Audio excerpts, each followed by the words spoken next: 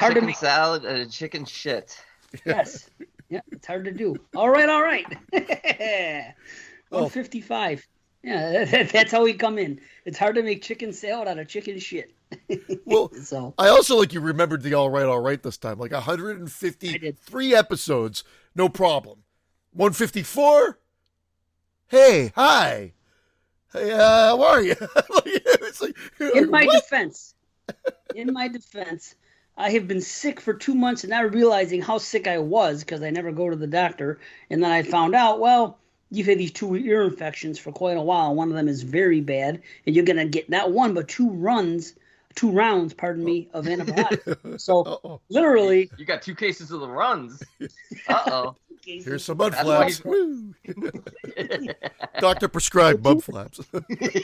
So literally 2 days later, I was prescribed the antibiotics so I was on the show.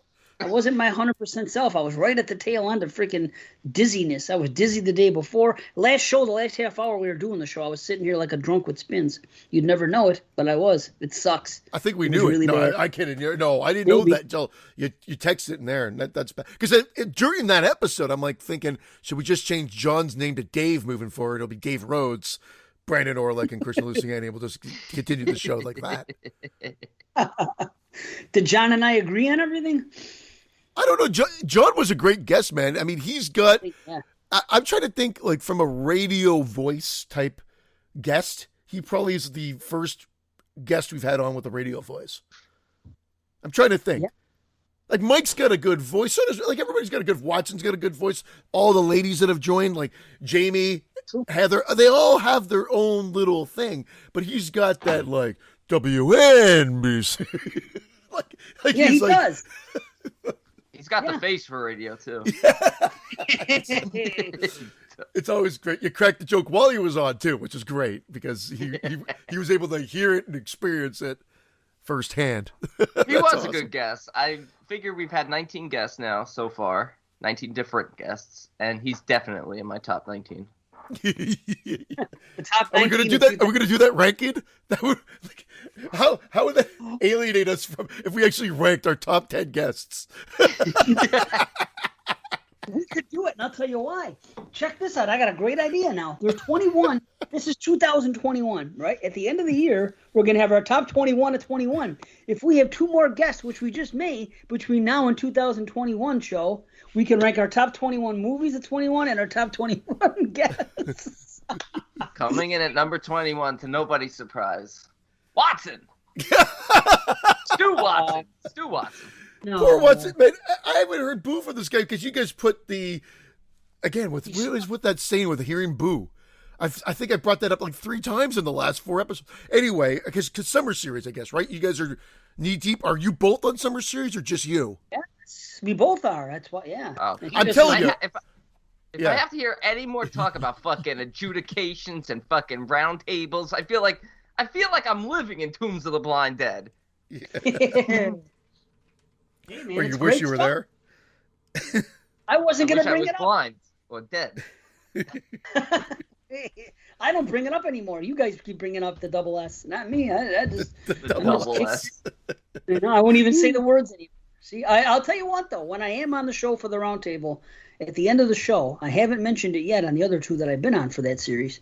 At the end of the show, when I give my plugs, I am going to mention the Summer Sausage series. I'm going to do it for the. Do you tell Duncan that we shame his show, even though we have no reason to? I would rather join the Nazi SS than this SS. Oh wow! Mamma mia! The Nazi SS. You can put that as a plug for the show, Brandon Orlick. I'd rather join the Nazi SS than this Summer Series. What about the Watsy SS? Would you rather join the Watsy SS? That's my question. Yeah. Especially since he's now in my top 21 podcasters for the year. Of the year. Of the year. Of the year. 21 in 1 year. Imagine that. That really would be the year of the guest host. If you had a guest every fucking show. Could you imagine that? I'd go crazy, though. Although maybe not. Maybe not in the new format when they're coming on after the. No, it's nothing bad about it. But No, it kind of like it's nice to be able to bring somebody on to get a fresh perspective and to bounce it off to keep it fresh. But I like the way we do it. I like the way that we open the show now, like old school, and then bring them in mid show. Yes, so that they have no clue of any inside joke that's been cracked earlier in the episode or anything else. And just so the listeners know, we make them get on Skype at 9. But we don't invite them on until 10:30. You be ready. We might call you early. We need you ready. Don't call us. We'll call you. Yeah. Yep. Just sit by but I don't get up till 10. I don't care. You're up and at 'em by 9 a.m. Up and at 'em. Up and Adam Marcus. This guy was fucking... Up and at 'em. Better. What did you say before we got on the air? Oh, the kibosh. Kibosh. Oh yeah, the shish kibosh. This fucking guy, the kibosh, up and at him. What are you, 90? What are you, 90? How about hightail? That's the best of all. Yeah. And I said it last time it came up. It's from a Grateful Dead song, actually. This was one part, and he goes, and we hightailed it back to Mexico, he says. I love certain sayings I just gravitate towards. I don't know. I latch on them. I don't know where they've come from, and you just make them your own, and then you realize that you've ripped them off from multiple sources. I don't know why. Like skunk, I think I said it came from my dad way back when, and hightail it out of there and everything else. Like your dad invented skunk? Yeah, you invented, I guess, skunk bastard, yeah.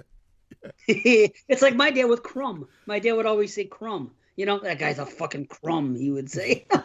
Crumb. Isn't that great? Yeah, there was a movie last year called The Crumbs, and I told you I was watching it. You're like, you're a fucking crumb. That was your initial response. I said, I just watched this movie, The Crumbs. It was terrible. It's like, you're a fucking crumb. Crumb. I love that word. That's a good word, too. You crumb. It's like you're just a speck of shit. Like, you're a fucking crumb. Get the fuck out of here. I love it. Crumb. Yeah. Crumb is good. Skunk is good. Those are good ones, Yeah. You got to get one from your dad, too, B. I'm sure he's got some saying like that. Well, that's why I said he sounds old, because these are the things I hear. Kibosh. Oh, from him? Yeah, here. He uses kibosh a lot. That's amazing. Yeah. Is that a Jewish thing, kibosh, or no? I don't know. It sounds like it would be. Or maybe it does. Yeah. You know what I noticed that he does? And I think this is pretty typical of most older men. They can get away with calling all women hun. He'll be on the phone and be like hun. If he has to stop them, and shut up for a second so I could speak. No, that's basically what he's saying. But he huns them. Oh, I never hunned anybody unless it was a term of endearment to someone I knew. Or you know what I mean? I still think you're too young to get away with the hunning. I say, hey, sweet tits. I need service over here. Yeah. Backfires every time. The show. I've been using that a lot lately. What? Remind me to picture. Is that dice? Yeah, it is dice. But I've been saying it a lot lately to everyone. I'll be like, remind me to picture tits after the show. Maybe you should, especially going into a school atmosphere. Maybe remind me to pinch your tits after class. You probably want to avoid. Get that out of your system now. Oh, shit. I guess I stopped using it recently, but all my female friends, I always refer to them as hun. It's like a term of endearment for close friends. You know what I mean? I would, or it could be a flirting thing to someone that I've been with before or something like that. Only on messages and things like that. So you know what? I don't know. Only use it for my wife and daughters. I don't think I've ever used it before, other than that. And I don't because I try to watch what I say now because I know that because my jokes, because I'll make the jokes all the time, and now I've got to watch that because you never know who takes it seriously and doesn't realize that it's whatever. Because no one's expecting stand-up comedy when you're just walking around, right? You just throw these out thinking you're being funny, but they don't know what the fuck's going on. But I try to avoid anything. So I'm like, even miss now. You're like, can I say miss? What? Like, yo, you. Hey, yo. That's right. True. You got to know everyone's pronouns. You can say nothing. I say excuse me. I say no. I give nobody a fucking pronoun. That was excuse me. Hello. That's it. That's as far as it's gonna go. I call everybody sir. Men, women, children, sir. Well, People what can hate you that say? too. I know a couple of guys. No, don't call me sir. Don't call me sir. Oh, I always Okay, don't. asshole. Or Give me my Mr. eggs. Yes, Mister. Sir or Mister. Yeah. Don't call- Oh, One guy No. told me. One guy named Eddie told me don't call me daughter. One guy Eddie. One guy, Eddie, exactly. That should be his Sir. solo album. One One guy guy Eddie. Sure. Kibosh comes from the 19th century, by the way, and it's English. So, I don't know. That's what it says right here. Origin, English. Put the kibosh on. Kibosh, mid-19th century. Yeah, put the kibosh on. Of unknown origin. Isn't that a movie? Yeah. Of it's unknown origin. Yes, it is. Isn't it the Yeah. one with the rats from the 80s? I believe so. Peter I Weller. believe so. Yes. Yeah, so kibosh. Peter Weller. You're Peter telling Weller. me- Peter Weller. Anyway, kibosh. I like it.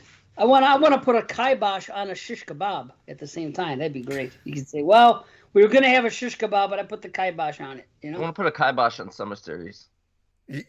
Why For do you good? keep talking about it? You are the one bringing. Now we're the ones bringing it up. I gotta No, give it I to feel D. like Yeah, every let's bring it every up. 2 seconds, like Mike's asking about roundtables. Well, that's your problem, is Mike. Mike, if you want to know why things are He brought wants to up, be a knight. He wants to be at the table. You're not a knight, Of Mike. course You're he not going to be ever invited to the fucking round table. You're not even awake at night. Yeah. To be a knight. Yeah, he'll be at the square table. The square. that's the best. He's like, this I'm is just the thinking quality of joke at 9:20. No, none of that. I'm thinking about triangle Mike. table I'm thinking better? about. He's thinking about Mike. He's getting angry. He's kidding. He's flustered. It's not angry. It's just God, Mike, you're a fucking crumb. it's a little. I like Mike. It's a tad bit frustrating. That's all. I'll leave it at that. It's a tad bit frustrating with it. I'm so glad I'm not witnessing that, but I know that people are busting his balls with it. So I find it. I almost wish I could see the the trolling going on involving it, because everybody's saying that he's not going to be on the round table and this, and there's a story behind it, but that's a whole other story. Nobody wants to hear Oh fuck! about that. But Someone's here, good. you guys talk about that, but B has no problem watching 200 movies from 2021, but it's a problem to watch 10 movies from the greatest decade ever twice, and then watch the top 30 from that whole decade as voted by everybody else. That's fun stuff. You're reliving all these freaking great movies from the past decade that you're already familiar with. It's a fun time. But then I gotta listen to people say they didn't understand the whaling and they left it off their list because they don't understand it, and it's just like, do I really want to deal with that? No, who's gonna say they did? They can't leave it off their list. It made the end. It made the top 30. It made the fucking thing. Oh, I'm not supposed to be. This You know what? shit. Oh yeah. Don't. Oh. Oh, Wait, hold on. Whoa. What year did? What year spoiler, was- Summer Series spoiler. Oh, that was 16, right? Oh, by the time the show drops, that'll be out because 16 comes out Monday, tomorrow. Okay, we're fine. Oh, okay. Yeah. It was 16, correct? Is that the same year as Train to Busan? You're asking the wrong. Oh, you're 2016. I thought you meant Okay. like the episode. No. No, the whaling. Once it makes the 30, it's already been it's been voted in on whoever was on that particular show. So for the roundtable, everybody takes the 30 movies remaining and gives their own personal rank. So you can't leave it off a list. If you really want to have it as your number 30, that's your choice, and you could explain why on the show. But You can't I'm leave it thinking off of- the list because it's one of the best of the fucking decade. it's a very good movie. But however, there are some things that don't make sense. And this time I enjoyed it more. But there are some things that do not still make sense. Still in the It's Hall of probably Fame. The narrative, it doesn't make sense. Again, I watched The Lighthouse last night for the second time ever now. And I'll tell you what, I really liked it. I don't 100% understand it, but I have an idea of what's going on here. And B, I actually thought about you watching this movie. I know you don't like it, but I'm surprised because it's really a mental breakdown of somebody and freaking what happens and why, and then they get there and the way it ends. It's one way to look at it is that the whole thing is in his head, and that's what you could picture out of this movie. So I I'm thought, pretty sure it's about 2 guys with IBS. Fucking Buddy. two cranky old men fucking farting for an hour and a half. it's like an art house Can film. I invest in that? IBS. We can make it. I can invest in it. I'm living proof right here. I might have to leave freaking in 10 minutes. Mangoes? I put like 100 thou on dried mangoes. Fuck them mangoes. Yeah. Oh, what a terrible thing. Fuck them mangoes. Did you guys know, B, especially for you now, that Tubi has they are the first they are the first group that has ever put out a found footage category on their thing. Yeah, but not all the movies in that section are found footage. Well, sorry. I knew nobody's perfect. Sorry. Like, what, did you come up with the category? Subcategory by Dave Z. Well, no, I went through. I've been going through it because that's what I've been watching. In fact, I just started a found footage last night, and yeah, it is cool that they have the section on there. But I'm running out of found footages to watch. Want me to send you my list? Yeah, I need your list. Not the original list, the new one that I made that I haven't seen yet. This is not that. I'll send you all of it, but you know what I mean. No, I need to see the list because I really have seen most of them. I thought Superhost was going to be found footage when it started. It just incorporates like people filming themselves, but it's actually a regular film. But my God, that's a standout for me. That movie was a standout. I was expecting nothing from it, and it was like the biggest surprise so far this year. Like, just again, I don't know if there's multi-levels to the movie, but from just a sheer low-budget enjoyment film, finally something on Shudder that I was like, wow, I like this start to finish. I didn't find the main characters too annoying. It's a small cast, and wow, it well paced and some surprises and some jump scares too. Kind of find your thoughts on it a little annoying. Well, you would, yeah. You wait a minute now. You haven't seen this movie yet, B? Is what you're telling me? No, somebody beat you to a 2021? No, I've seen it. Okay. It's okay. Yeah, I can breathe now. I liked it. Okay. I liked it. I think I liked it more than a lot of people. I don't know what it is. I think the performances were actually really good. Like, I feel that this budget, well, the one thing about it is it has Barbara Crampton in it, so that's the only thing I could think of that maybe elevated the budget a little bit more so. I don't know, but like, I feel like this movie could have been made for, that $50,000 range or whatever like that, like or less. So I'm assuming it's in like the low three or 6 digits, 3 digits, the low 6 digits. I don't think it's that high. No. No, but that's what it's a pretty low budget looking film, I think.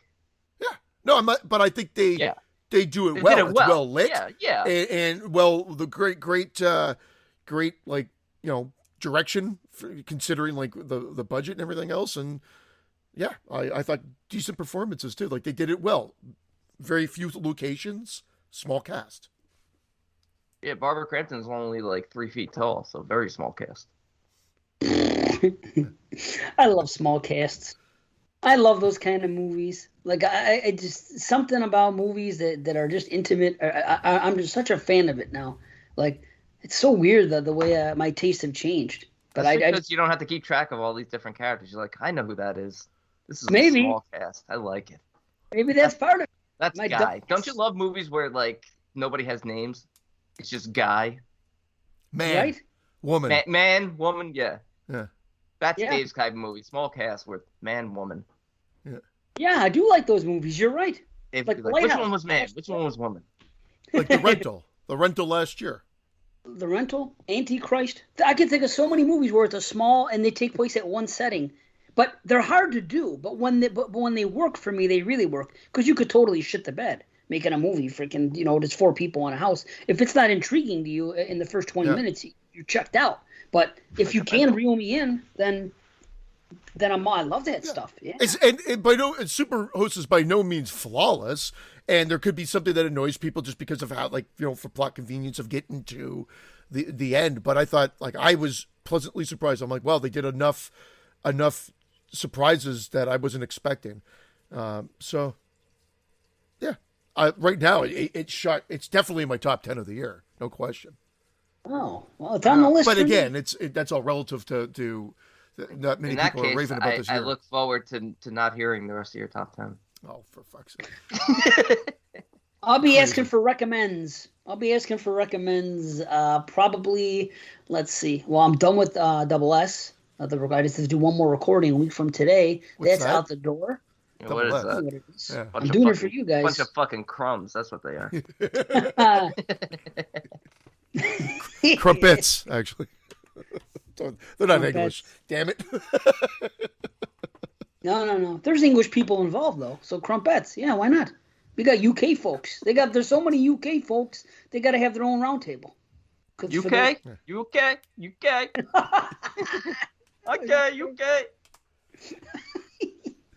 So yeah, I'm at 28 for the year, I believe, for 2021. So I want to finish at 52. So I'll be asking for recommends. Oh, we got to finish Survive 70, of course. So when which I need recommends for 1970. Yeah, I could give you a couple. I mean, I could just look at my list and say, well, what's a possible B movie? You know what I mean? Which A B movie. It's an interesting time. Did you see that Gemini one? I think you'd like that one. Gemini. Yeah, it's called Goodbye Gemini. I think you'd like that for some reason. I'm not saying I'm particularly even high on it. I'm not saying any of this. I'm just saying that movie looks like something that you might like. He's writing it down. I am. Yeah. So I gotta jump on that. I'm really after this. It's gonna be 70s and 2021s. Just that's literally what I'm doing now. I'm mixing in 2021s and 1970, and I started watching 1970 films. It's just not a lot. It's not a huge variety. I mean, I know Dave Parker is like really watching a lot of stuff, and I feel like I feel like after he watches every movie, he posts that it's not horror. I feel like he's watched like 35 1970 comedies. Well, that's the problem. His list is anything that sniffs horror at all, so he's putting it on there in case he misses a gem, and I understand that. Yeah, he's stopping to sniff every fucking crumb. At least he's not sniffing skunks. He's okay. So, okay, this is what I'm going to tell you. Watch that movie, Brutes. B. I think that you like that one if you haven't. Dracula movies you got to see. Did you say Taste Brutes? the Blood. Brutes. Yeah. The Brutes. Brutes. Yep. Awesome. Yeah, that's a term we use. It's Brutes. called Brutes, just like our expression. Oh, it's Brutes. Brutes and Brutal. Pretty sure it's called Brutes. Hold on. Or Butyl. Goodbye, it's Gemini. called The Brutes. Yeah. Goodbye, Gemini and the Brutes. Yes, watch those two. I think you'll like them. Watch Jonathan. I think you'd like that one. The Dracula movies. You got Taste the Blood. You got Scars. Those I'm definitely watching. Yeah. Or Frankenstein, right? House of Dark Shadows. Yep, I haven't seen that one yet. Mark of the Witch. That's worth watching. Yeah, what about Yorga? Yorga or Count Yorga? Count Yorga. I watched that the other day. First time watch. I'm looking. Man, it was boring.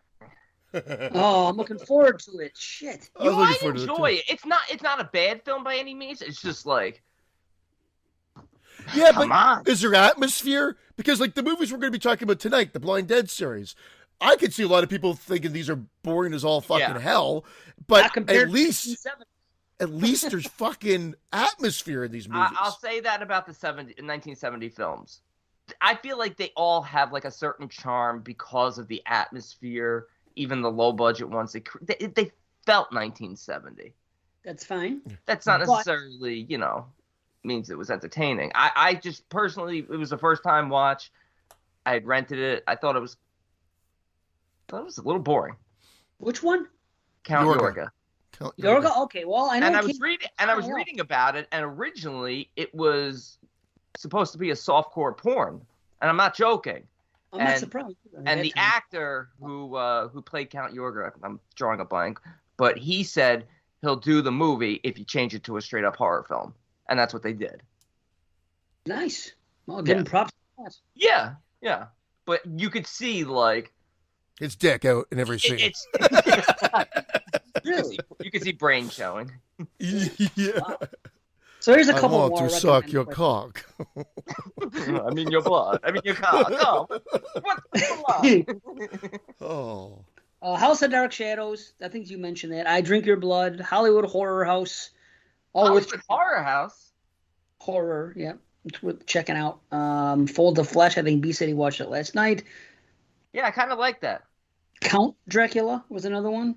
I enjoyed that too. That's a Spanish one, or yeah, Fragment of Fear. That's a B movie for sure. What is it? Fragment of Fear. That's a B movie. What else? Crowhaven Farm, quite interesting. It's on YouTube. It's worth seeing. Eugenie is interesting. It's worth seeing. I Dream Dorian of Gray. Eugenie? Actually, the people who did Eugenie, I think, did one of the films we're watching tonight. Really? Or we're in it. We're in Ghost Galleon, of course. Cool. Oh, there you go. Yeah. By the way, we're going to talk about the Blind Dead 4 movies tonight. It's Let's Night of the Blind Dead. John asked us about these movies a while ago. We finally were able to squeeze this in. We have 3 more movies that he wanted us to do, which I think we're going to spread them out. Those Who's 3. this? John, a.k.a. Chris, a.k.a. Scott? It's not him, and it's not him. No. It's not him. It's not Neither. him. Which John is this? Cole. Yeah. No. Oh, how many times have I told you? Who is it? It's John Cohorn. Foghorn Colehorn? Yes, him. Yes. All right, wait. What did you say after That's Eugenie? Eugenie. I dream Eugenie. She's a light brown hair. What did I say? Did you say anything? Oh, yeah. Dorian Gray. Yeah, that I have on my list to watch. Scars of Dracula, Hatcher for Yeah.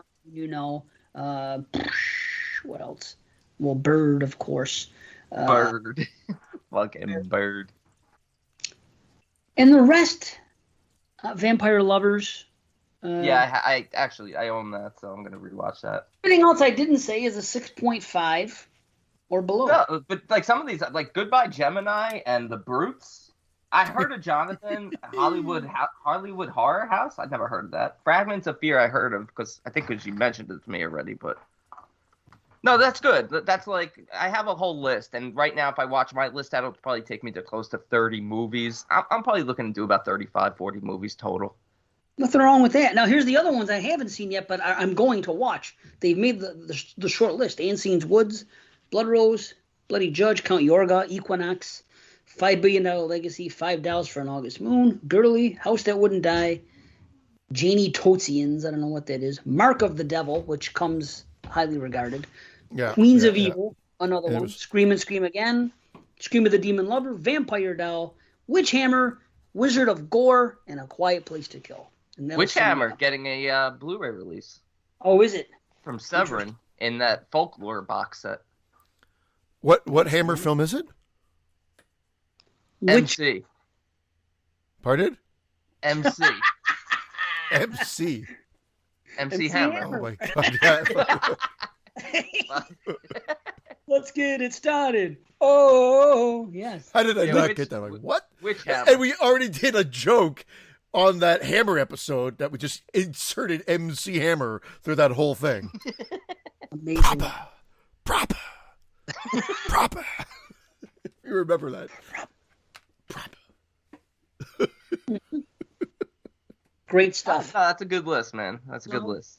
I actually own a bunch of these. Nice. I never watched. No, I've seen stuff like Mark of the Devil, Mark of the Witch.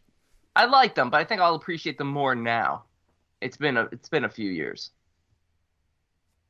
It's an interesting year, and I will talk more about it on that particular show coming in, recording October 15th. So, do you think that 23 Shots is going to make that a Halloween show?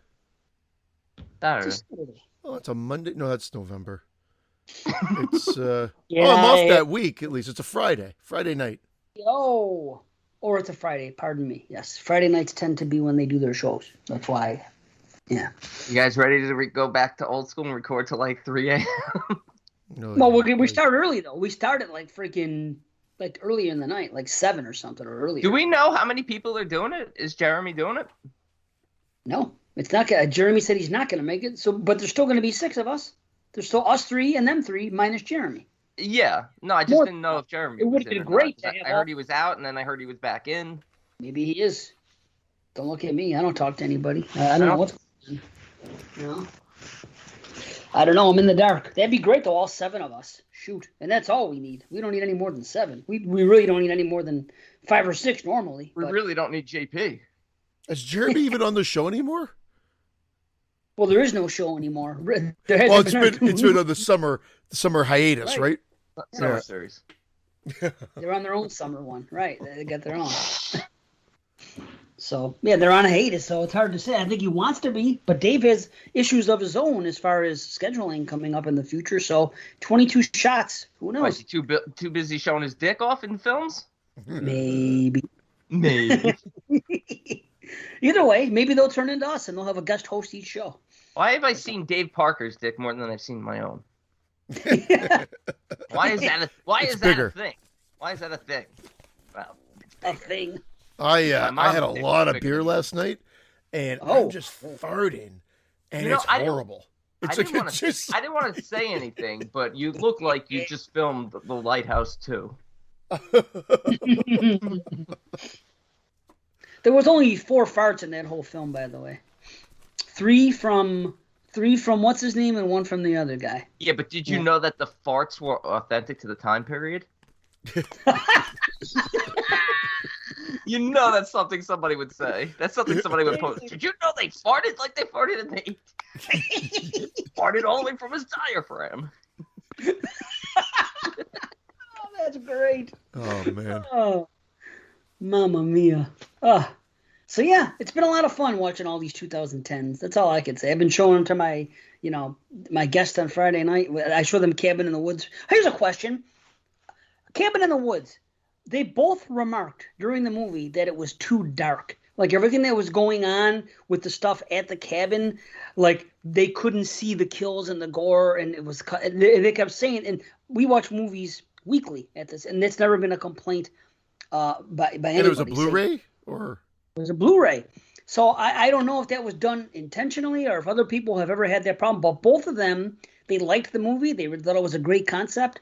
But they were like, I can't see what's going on. Why is this movie so dark? Anytime they went outside in the cabin in the woods, it was like too dark. The lighting was just too dark to make things out. And I was trying to tell them, I go, the thing is, this stuff isn't that important. And after you've seen it a couple of times, I think maybe they did that intentionally. I don't know, because that's basically saying this is any horror movie. You know what I mean? So that's the generic part. The stuff that they're doing here, the statement they're trying to make is the other side, and that's the plot of that movie. But I don't know. I haven't talked to anybody about it since they said it a couple nights ago that it was too dark.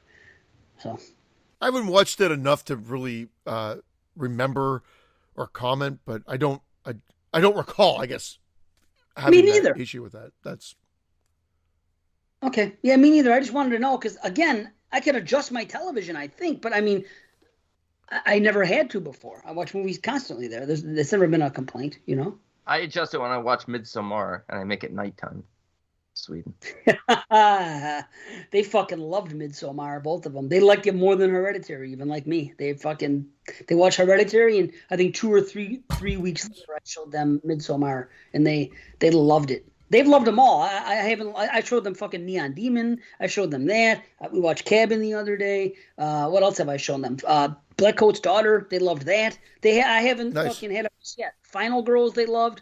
I have not missed. I just keep showing them the new ones, and I've picked right. Yeah, they like all that stuff too. So it's really cool. I'm happy. Happy that they like my selections. You know. The Black Daughter's Coat. I still think February's better. Yeah. No? I do too. I don't understand why they changed the title, but that's even from a marketability standpoint, it doesn't. I think because people were complaining that it looked too much like March. Is that the reason why? Yeah. Shit. What was I going to ask you guys? There was one more thing I wanted to ask you guys, man. Was it February? Eugenie? Oh, no, it was about American Horror Story. Has anybody been watching this season? No.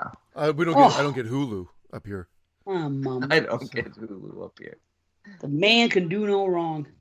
What a great season so far. 3 episodes in, and it's freaking... And you know what else is back? What We Do in the Shadows. And I watched those 2 last night. Oh. That's on Hulu as well, though, isn't it? Dude, God, yes. So good. I mean, I have a VPN, but I don't feel like... I still don't think it's as easy. I think I still have to subscribe through there, and I don't know if it's flawless. So I never like to risk it unless I know it's like a subscription service I can actually for sure get. I gotta be honest. I've been let down with American Horror Story a lot in the past. With the finales, with the way they end. I feel like that's their biggest downfall for me. They all have me excited for the first 9, 10, 11 episodes, and then they kind of go out like with a whimper. In terms of What We Do in the Shadows, maybe it's because of my love for the movie, but I tried getting into the show and I couldn't. Oh my gosh, really? I couldn't do it. And I like the actors that are in there because I watch. I don't want to say I watch a lot of British television, but I do watch some British TV shows and stuff like that. And I like some of the comics who are in the show and stuff like that. But I just couldn't get into it. I'm shocked. I'm shocked to hear that. Maybe try it again. Yeah, It's so good. Oh man, I love it. I think it's hysterical. The writing and to know those, and once you get to know those characters and the things that come out of their mouths, I'm dying, man, with that show. I think it's so well written. It's so funny. Well, if you're dying, I suggest you stop watching it. Never. I don't want you to die though. I'll watch it in the grave. In the grave. Oh yeah, it's great. American Horror Story, I love it all. I never have a complaint. I've heard people say what you said. I don't mind those epilogue, or is it a prologue? It would be a prologue, right? Or would it be an epilogue? Whatever it is. Whatever happens after the story. Amateur log in this case. It's a U-log. Don't even talk about that yet. It's only September. 80 more days to Halloween. 80 more days to Halloween. Oh, I'm sorry. I hate those posts. I hate those. Come on. 780 more days to Halloween. Why do you want to? Why? That's why my new thing now, and this is for you, Eric Webster. You know what my favorite date is? November 1st. Can't wait. Can't wait till it's November 1st. All Saints Day? The 6th day. What? I love All Saints Day. Oh, it's depressing. Oh, it sucks.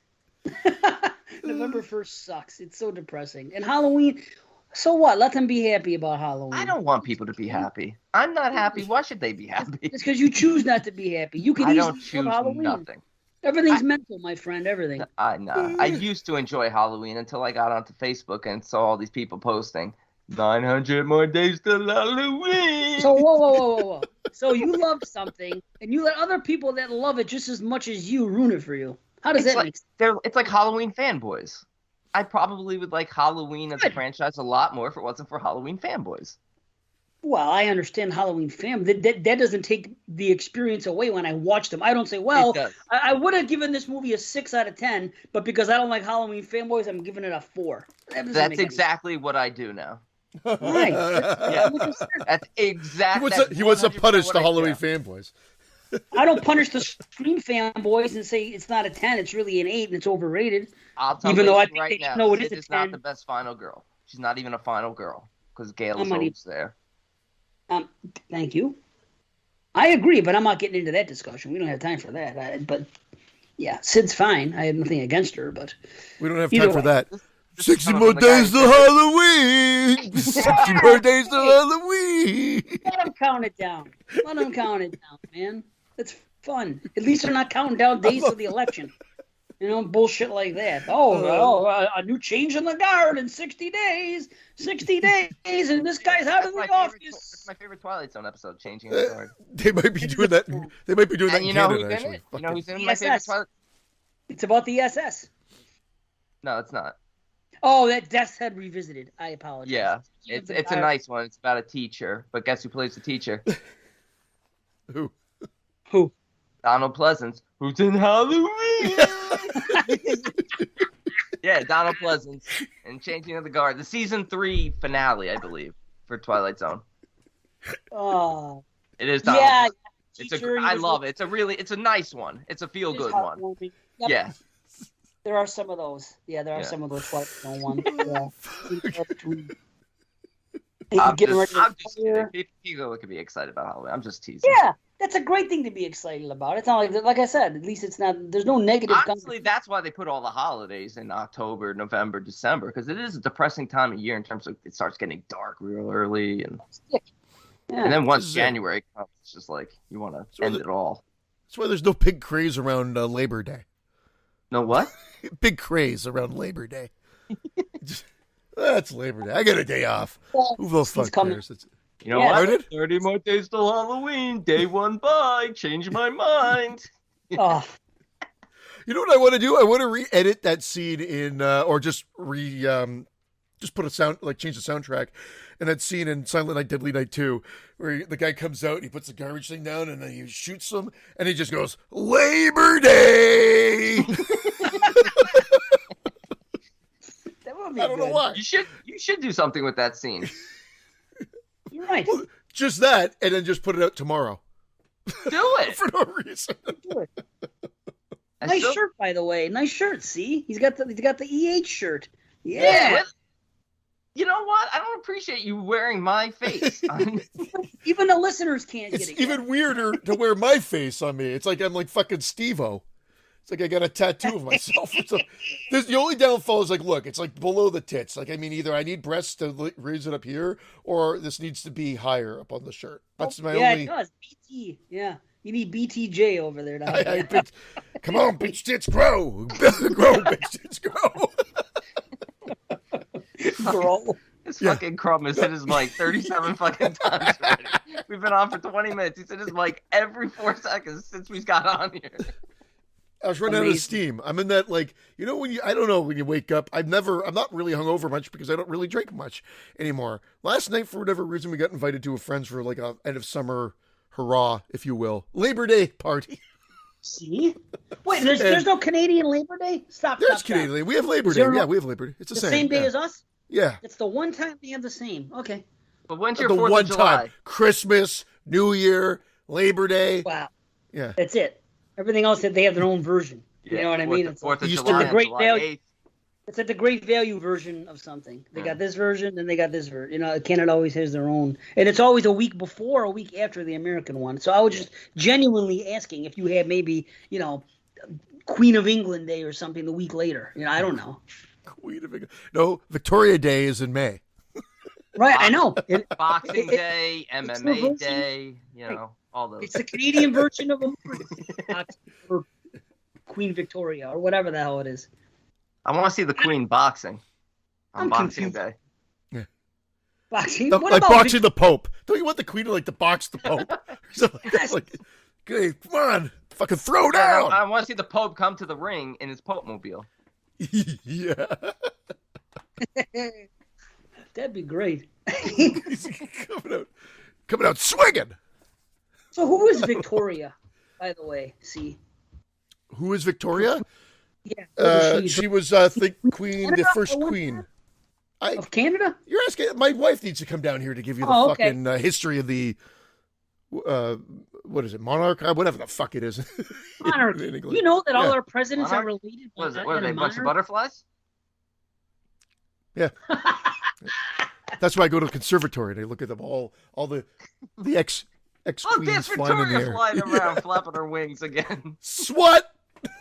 Uh-oh. So Victoria. Wow, the caliber really has gone down. I'm just trying to figure out, did Canada used to have kings and queens, is what I'm asking you. No, Canada didn't, but again, we're like, there was a link, there's been a link, but we've never had, I don't think we had kings or, I actually speaking out of line, but I'm 99% sure we didn't. Now I'm going to have to Google it so I don't look like a fucking idiot. Well, no, I'm surprised that there's a Victoria Day named after a queen when there was never a Queen Victoria in Canada. Because they're all British. They're all British. Yeah, it was. Lickers. Yeah, we're all from. Not all of us. A lot of us are from. We fought back. We fought back and got our independence.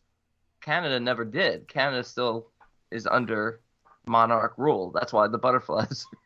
Oh, see, I don't understand. I don't know. I'm kidding. I have no idea what the hell I'm Canadian history. I barely know my own, you know, so I don't know. But I've always wondered why they celebrated that day, and I never had a Canadian to ask, you know. So well, and this Canadian's not going to give you the answer, but no, it's what okay. It's all because of like the shared monarch system, like from way back when. The shared monarch. Okay, that's fair. That's fair. Okay, you guys know all the presidents come from the same fucking bloodline somehow in the United States, like it's like ridiculous. Like how many United States presidents are actually related and come from the same bloodline. It truly is a 1% fucking deal. It's crazy. There it is, the monarch. I love that butterfly. It's so beautiful.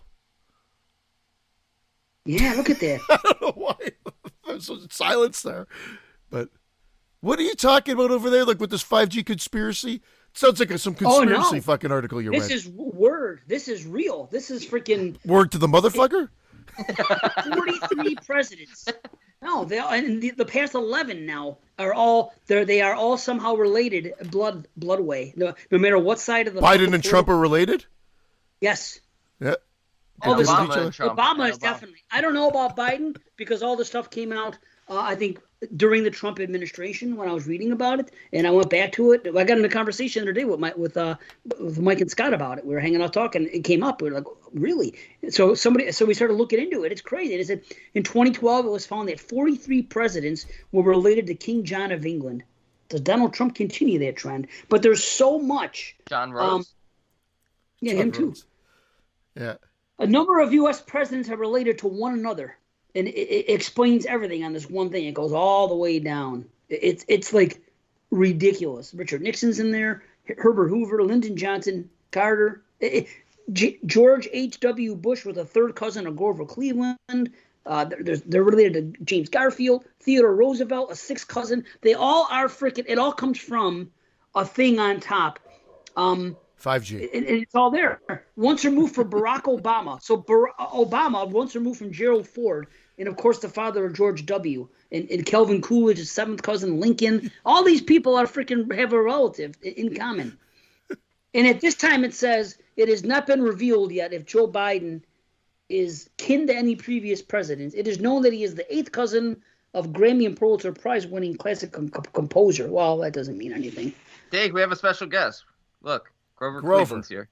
Yeah, Grover. Nice. That's where my father went to school. I'm Grover president. Is that a Grover voice? Remember. It's funny, whatever it is. They all come from the same thing at the end of the day. The Democrats, the Republicans, they're related, everything. They all got this, the situation going on. It's pretty trippy, man. More important than all that, where is your Benny? My Where's Benny. your fucking Benny? Oh yeah, this lucky. Why has he made a guest appearance on this show? Wow! Yeah, yeah, he should be putting it. Oh, he was going to go get him. Yay! Nice, oh wow! Good old Benny. Yeah, that was a total oversight on Brandon's part. I think we need to find him like maybe 3 shows that he. 3 guest hosts. The guy gets a Betty in the mail and doesn't even think of bringing it on the fucking show to show off. Unbelievable. Yeah, I would open the show with him. Oh, hey, Benny's here.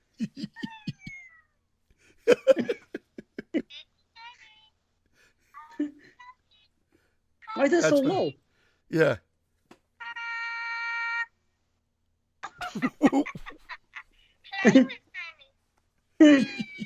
Wait, it's coming. It's coming. Here it comes.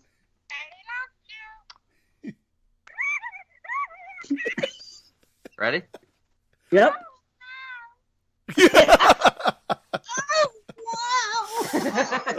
You've been torturing your dad with that guy? Look at my that dad has thing. no idea. Yeah, my dad has no idea. Why the fuck do you have a doll? You're a grown man. My son. He's got a bloody knife. Yeah. Oh, that's awesome, man. Nice. That's great. He's adorable. Good old Benny. That's Who got you that again? Scott. Was that a gift or did you buy that for yourself? Scott got me it for my birthday. Scott. Sorry, you said it. Oh, good old Scott. Nice. Nice. Scott. What a nice guy. Heather got me the movie. Scott got me the doll. Yeah, well, guess what? I'm going to meet Scott before you meet Scott. How do you like that? I know. That's all they keep talking about. I'm like, woo! Have fun, you fucking crumbs. Yeah, we're going to take pictures. Well, I asked Heather yesterday, and she said, yeah, it was. He's still coming up. Well, I texted her. I haven't talked to Heather in ages. I texted her out of the blue because I know that they're on top of 2021s, and I just assumed they already saw Superhost, which she did. Because I said, like, wow, this really, like, I'm shocked at how much I liked it, as I mentioned earlier. And then I just said, hey, shocked. Scott's still coming up. But then, again. It's you. Yeah. Fuck you. All I know Hey, is listen, I when win. Scott comes to I visit, win. you're gonna look up from the fucking computer screen? Why? When you met Heather, there you are on your computer working, like, oh, hey, Heather. No, we had the computer to record the introduction that Heather did for that show. You fucking crumb. Heather does more fucking podcasts than fucking Derek now. Don't try to deflect. Don't try to deflect. I was not on my computer for the Heather visit. I went to get my computer so we could record the introduction that she did when we met live this time last year, actually. What introduction? What are you talking about? She did an introduction for who? For us? For our show. The guy, he never listens, 13. This guy. Yeah. To whose show? Our show? Yeah. TGIF. Oh, to TGIF. Oh, wait. Was it TGIF? Yes, even I know that because I listen to the show. I don't listen to any show, so I don't know. What are my shows? We could have a new opening. We could have Heather introducing our show. One of the shows she introduced. Yeah. Yes. I guess it was my show. I forget the other one. Listen to TGIF 13. So. Drink at Timmy's. That's how I feel. Wait a minute. So what's the story with Canada now? What is this story? Scott's coming up. Visit Heather. When? They're gonna in like a few weeks, I think. See, you guys left me out. I didn't even know. I've been asking. For once, I was going to actually get off my ass. And that's why I don't hang out with people. That's why I am, what do you call it? It's true. I'm not telling. Once upon a time, I was very outgoing. And then people started leaving me out of plans and this and that. And I said, you know what? Fuck them. I'm going to become a recluse now, and I'm not going to leave the house. Somebody wants to see me, they got to come back. You just met with C. C came into my fucking state and fucking C came to my house. Yeah, he came to my state and was like, I can't see you because I'm only here for 16 days. And I don't like the fact that nobody's wearing a fucking mask. Yeah, that's the thing. If you didn't have anything for him, he's not really that good of a friend, Dave. If you didn't have his books, he wouldn't have even stopped by. Nobody likes me. At the end of the day, I don't care about that. And I'm pretty sure in that picture he was kicking your dog. I'm pretty sure he was kicking the dog. That was off. That's when shut the camera off. That dog was too lovable to kick. I couldn't kick him on principle. I'm watching a found footage film called Embedded. Have you seen this one? Any of you? No. It's from 2012. I think it's a Bigfoot one. Well, they're out hunting anyway. And there's a scene where a dog gets killed, and you just see the dog get chucked. You don't see it get thrown, but you see it flying in where the people are. It's fucking hilarious. I rewound it like 3 times just to watch it. I mean, it's clearly fake. You see a German Shepherd, like, looks like you got punted across a football field. It's hilarious. So I thought I'd put that out there. There was no plans of leaving you out, Dave, because there was no real plans. I actually didn't think Scott was going to be able to come. I figured we'd be shut down by then. The fact that it's so weird. We reopened the border to Americans, and then I saw a newscast saying that the I don't know if it was Biden or whoever were telling Americans to avoid going to Canada because of rising COVID cases, which is happening. But I'm like, really? But it's like fucking like astronomical there. And again, I'm not making this political. It's just weird. So I don't know if the border is going to remain open. I assume it does. So that's the plan, that he was coming up to visit Heather. And they're stopping by. They have plans. They're doing their own thing. They're stopping by on Friday afternoon to say hi. So that's okay. See, because listen, here's how I know everything, because I happened to listen to everybody's show, and I heard when you were on the Patreon exclusive thing that they did for Friday Nightmares, you guys spoke about it then, and you said, we might even get Dave Z to go. And I said it online. I said, I'd go, and you guys were going to go to Nightmares or whatever the fuck it's called now, Screamers, whatever that thing is. That part doesn't seem like it's in the plans for me anymore. But I remember this. See that. Okay, so you guys were talking about it there, and then on Friday Nightmares when you weren't there, it also came up in conversation about having this go on, and C's coming up, and I thought maybe I heard my name, and I was like, okay, and I'm actually going to, for once, get off my ass and go somewhere and do something just to hang out with these folks. This guy didn't even have the fucking common decency to stay for your story. That's what I said. I can hear you. I don't like I'm just kidding. I'm kidding. It doesn't bother me. This is why I didn't visit him. I'm used to it. I'm used to it. Yeah, see? Yeah. So anyway, I was wondering about it, and they said maybe September, maybe we're going to get together, this, that, the other thing. Either way, Fuck it. I'm not paying for fucking tests on the way in and the way out anyway. What do you think I am? Fucking Oh my Rockefeller? God. I can barely afford to take my own vacation at the end of October, which I desperately want to take. So I'm certainly not going to go and pay money to go across the border and pay money to get a COVID test twice to see you fucking people when I'm not even really invited. Fuck them. I'm not going. There you go. Anyway, that's why I rationalize shit in my head. I don't come because I don't blame you. I have no idea what the hell you guys are talking about.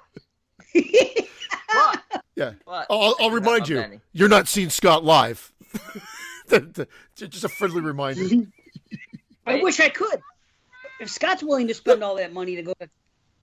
Well, what's he doing over there? Did you hear Oh Wow? Talk. Oh, no, wow. We were arguing above we were it. talking. We weren't arguing. The...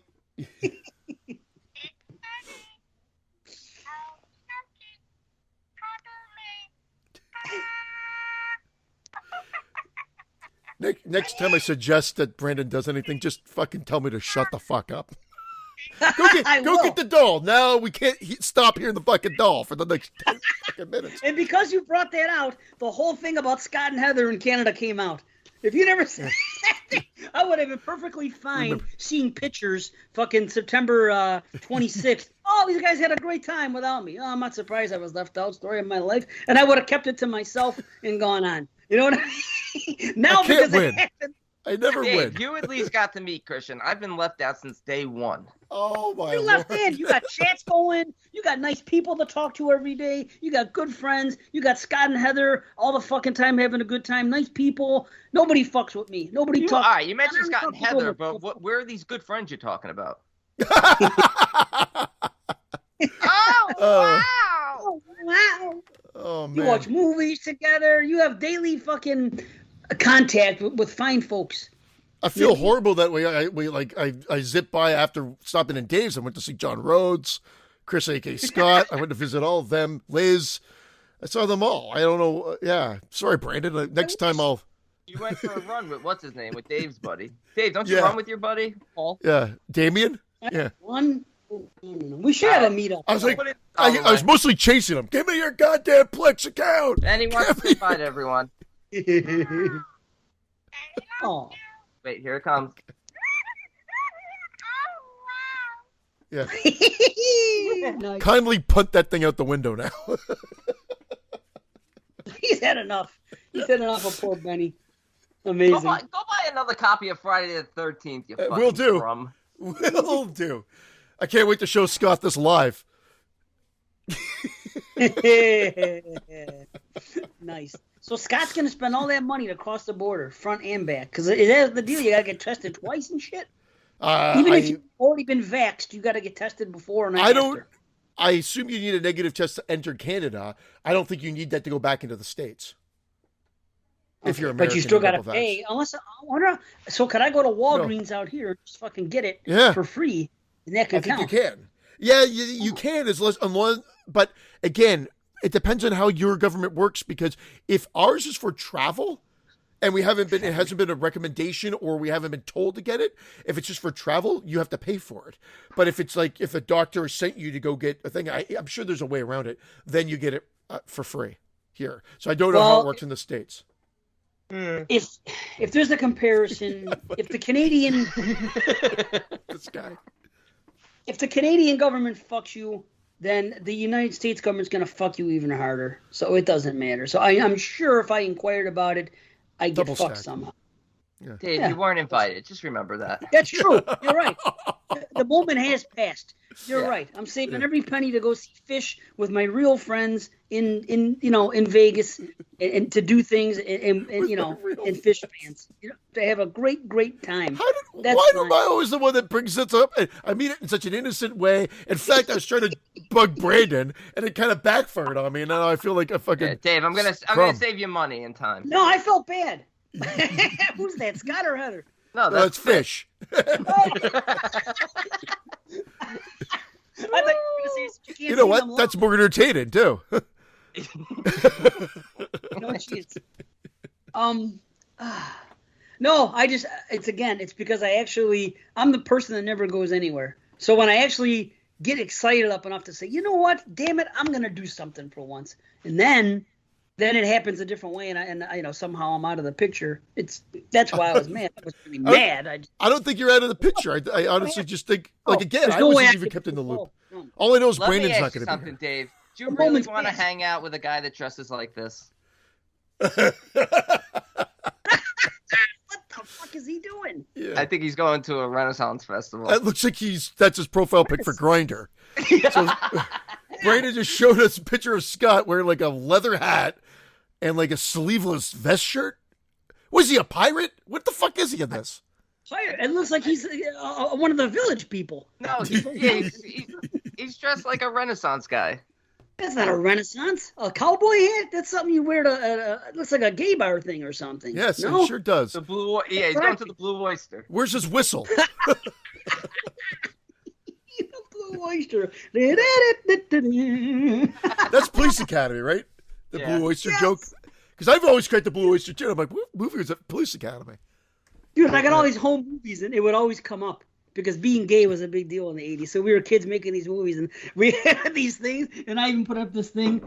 I had these home movies. So the thing hanging from the ceiling, it says the Blue Oyster, and there's guys dancing with each other, and we walk in. Oh, it's so funny. And then, one guy convinces to his other friend. Well, you know what we did? We did, what do you call it? What's that show? Candid Camera. So we did Candid Camera, and it was basically like punk. So one guy be sitting on the couch, and one guy be sitting next to him, and the other guy would confess to him because they were just like buddies. He would confess to him, I got something to tell you. And he goes, I'm gay. And the other guy goes, what? And then he picks up and starts dancing with him.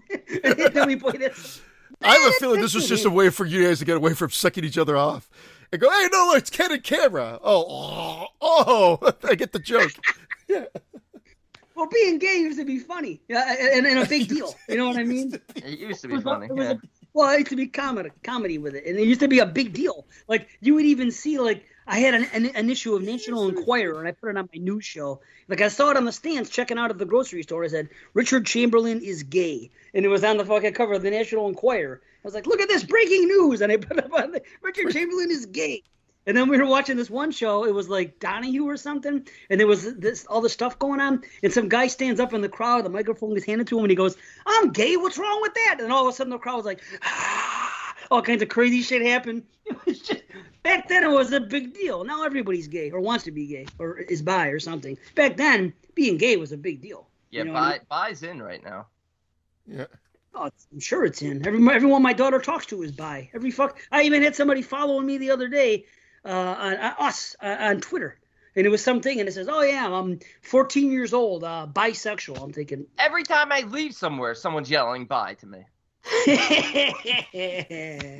Let's get out. Oh. 80. I'm sorry, I didn't mean to bring up that whole thing, and I'm glad we'll move on from it. I know we have moved on from it. I hope you guys have a wonderful fucking time. It's all in. I can't believe you're not going with those two there. It's ridiculous. I wasn't invited. Yeah, you're invited to fucking every shit they take. Are you talking about not invited to fucking that? Are you kidding me? I would have gone, but once I heard that they were going to see Christian, I was like, fuck that. I don't want to see that crumb. Yeah. I would have gone. I'm glad I'm part of that. The only way I could go now. I would change my stance now and say, well, I don't want to be that asshole that shows up now. I want to be the guy that never meets up with anyone. Well, see, that's usually how I am. I'm usually... Yeah, but you guys have already met. Like, I want to be like, oh my God, did you know that Brandon from Exploding Heads never actually met Christian and Dave? Like, I want that to be an interesting tidbit. No, that's that different. nobody gives a fuck about. Well, the three of us should meet. We're doing a show together. That's different. I have no desire to meet. I met Matt and fucking Alex when we did... I haven't met Jamie. And then the show dissolved like a month later. I definitely don't want to meet Matt or Alex. Oh, you'd love Matt or Alex. They're right near you, Alex is. I know. That's why I go out of my way to not meet him. Yeah. It's hard because Jersey's so small. Well, go to that show. They're all going to be there. All those fucking shows they have out in Jersey all the time. They got this convention, fucking tons of shit, you know? Jersey gets good conventions. I can't complain about the conventions. I get dick over here, you know? You like dick, though. But it's okay. Dick conventions? I like my dick. Why don't we start into these movies? Because I can't. I'm going to go insane. We better start. Yeah, we got just talked for an hour and 15 minutes, and I'm not sure what the hell we talked about for an hour and 15 minutes. That's why a bullshit show will work, unless people listening to this are going to tell us that first hour of episode 155, I could do without it. If they say that, then that ixnay on. Let me be the first to say, that first hour and 15 of episode 155, I could do without it. Well, it's all in fun. At the end of the day, we're just cracking wise. Don't we have a list show coming up soon? That's not going to be for quite a bit. Top 10 hosts. Guest hosts. Top 10 hosts. What'd you say? Oh, guest hosts. Guest hosts. Oh, it's the top 10 hosts. Number 1, Heather. Oh. Did I say that out loud? Oh. That's all I can say. We don't call her Heather for nothing. Yeah, my girl. Yeah, I did say that online the other day for the first time. Yep. Heather. When is that show going to be? Is it 165, Probably you said?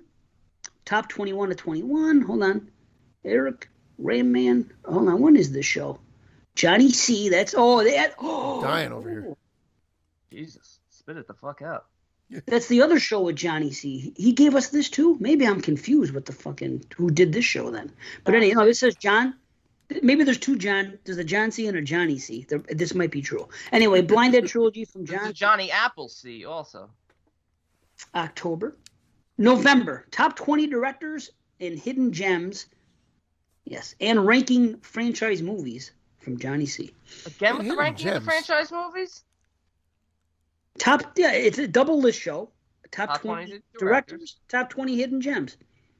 Okay? That's what that big show is going to be that month. Just those two lists on that show. And then he wants us to rank the franchises like, okay, Nightmare on Elm Street, top to bottom, Halloween, top to bottom. Because we never actually done it proper on a thing. I feel like we've done this 75 fucking times. Yeah. Well, he hasn't heard it, and he asked for proper. Don't open his fucking ears. Hey, Johnny C, open your fucking ears. I thought we did it at the end of the Nightmare episode. It's the fucking C-tips. No, he listened.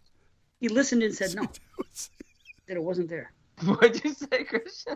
I don't even know. I have no. But you I made Q-tips. I made Q-tips, and I go. And I called them C-tips because it was Johnny C. I go, get yourself some C-tips and open up your fucking. You did say C-tips. I thought I heard C-tips. C-tips instead of Q-tips. Yeah. What the fuck's going on? Yeah. Do we have any Qs in our group or no? Why are they called Q-tips? Just the company. The company called them that. That's the name of the company. Kleenex? Why do they call it Band-Aid? No, but why Q? Maybe the guy that owns his last name is fucking Quentin or First. I don't know. Yeah, Tarantino owns it. Yeah. That's gonna be his last movie. Q-tip. The history, the documentary. The guy from Tribe Called Quest owns Q-tips. Q-tip, yeah. Q-tip owns Q-tips. All right. This has been a fucking nightmare. Let's start these. All right. Tombs of the Blind Dead from 1972. Medieval knights executed for their black magic rituals come back as zombies to torment a group of vacationing college kids. And you watched, so there's a couple of versions of this. So I watched the remastered hour and 22-minute version. And so I didn't have the pacing issues that you probably have. I thought that this was very fast paced. Well, for the most part. You watched the English version, the American version. Yeah. Which was cashing in on the Planet of the Apes, which was taking place in the same Planet of the Apes universe. What? What are you talking about? The American version had like a scene where they were gonna set it in like in the same world that Planet of the Apes took place in, to cash in on that, because Planet of the Apes was big at this time. Weird. But the original version is like an hour and 40 minutes and is in Spanish. And I didn't really have much problem with part one. Part one is part one's great. My favorite. Comparatively, that's the standout for me. Part one, no question. I don't think we're alone in that. I think it's universal. But there are fans of this franchise or collection, and I can see the charm. But if there's ever like specifically Return of the Evil Dead or whatever, that is like almost like a carbon copy remake of this, just with different people. I don't even know what the timeline is in that one, and we'll get to it. It's such a bizarre. I feel like they're using the same footage also. Like they had the same like stock footage of the Knights, or something. And that's where this I guess you can call it a franchise, falls short for me, because it has great atmosphere. beautiful, beautiful women, good acting, nothing wrong with it. But I felt like this could have been Fulci-esque if they upped the gore and the violence and the mythology behind it. I feel like they never really expanded much on the knights, and they never really went over the top in terms of the kills. We do get some good kills throughout, don't get me wrong, but I feel like, if anything, this is more focused on just these long establishing shots of fog and night. Yeah. And the knights riding in is cool, on the horses are cool, but it's so much in slow motion. It's like, man, very dreamlike. I know, very creepy imagery, Yeah. but Yeah. again, whether Yeah. that pulls you in or not, and it did. The first one did pull me in, so I like it. And then the morgue sequence with the well, not the morgue, the mannequin sequence with the flashing light, that was very Argento.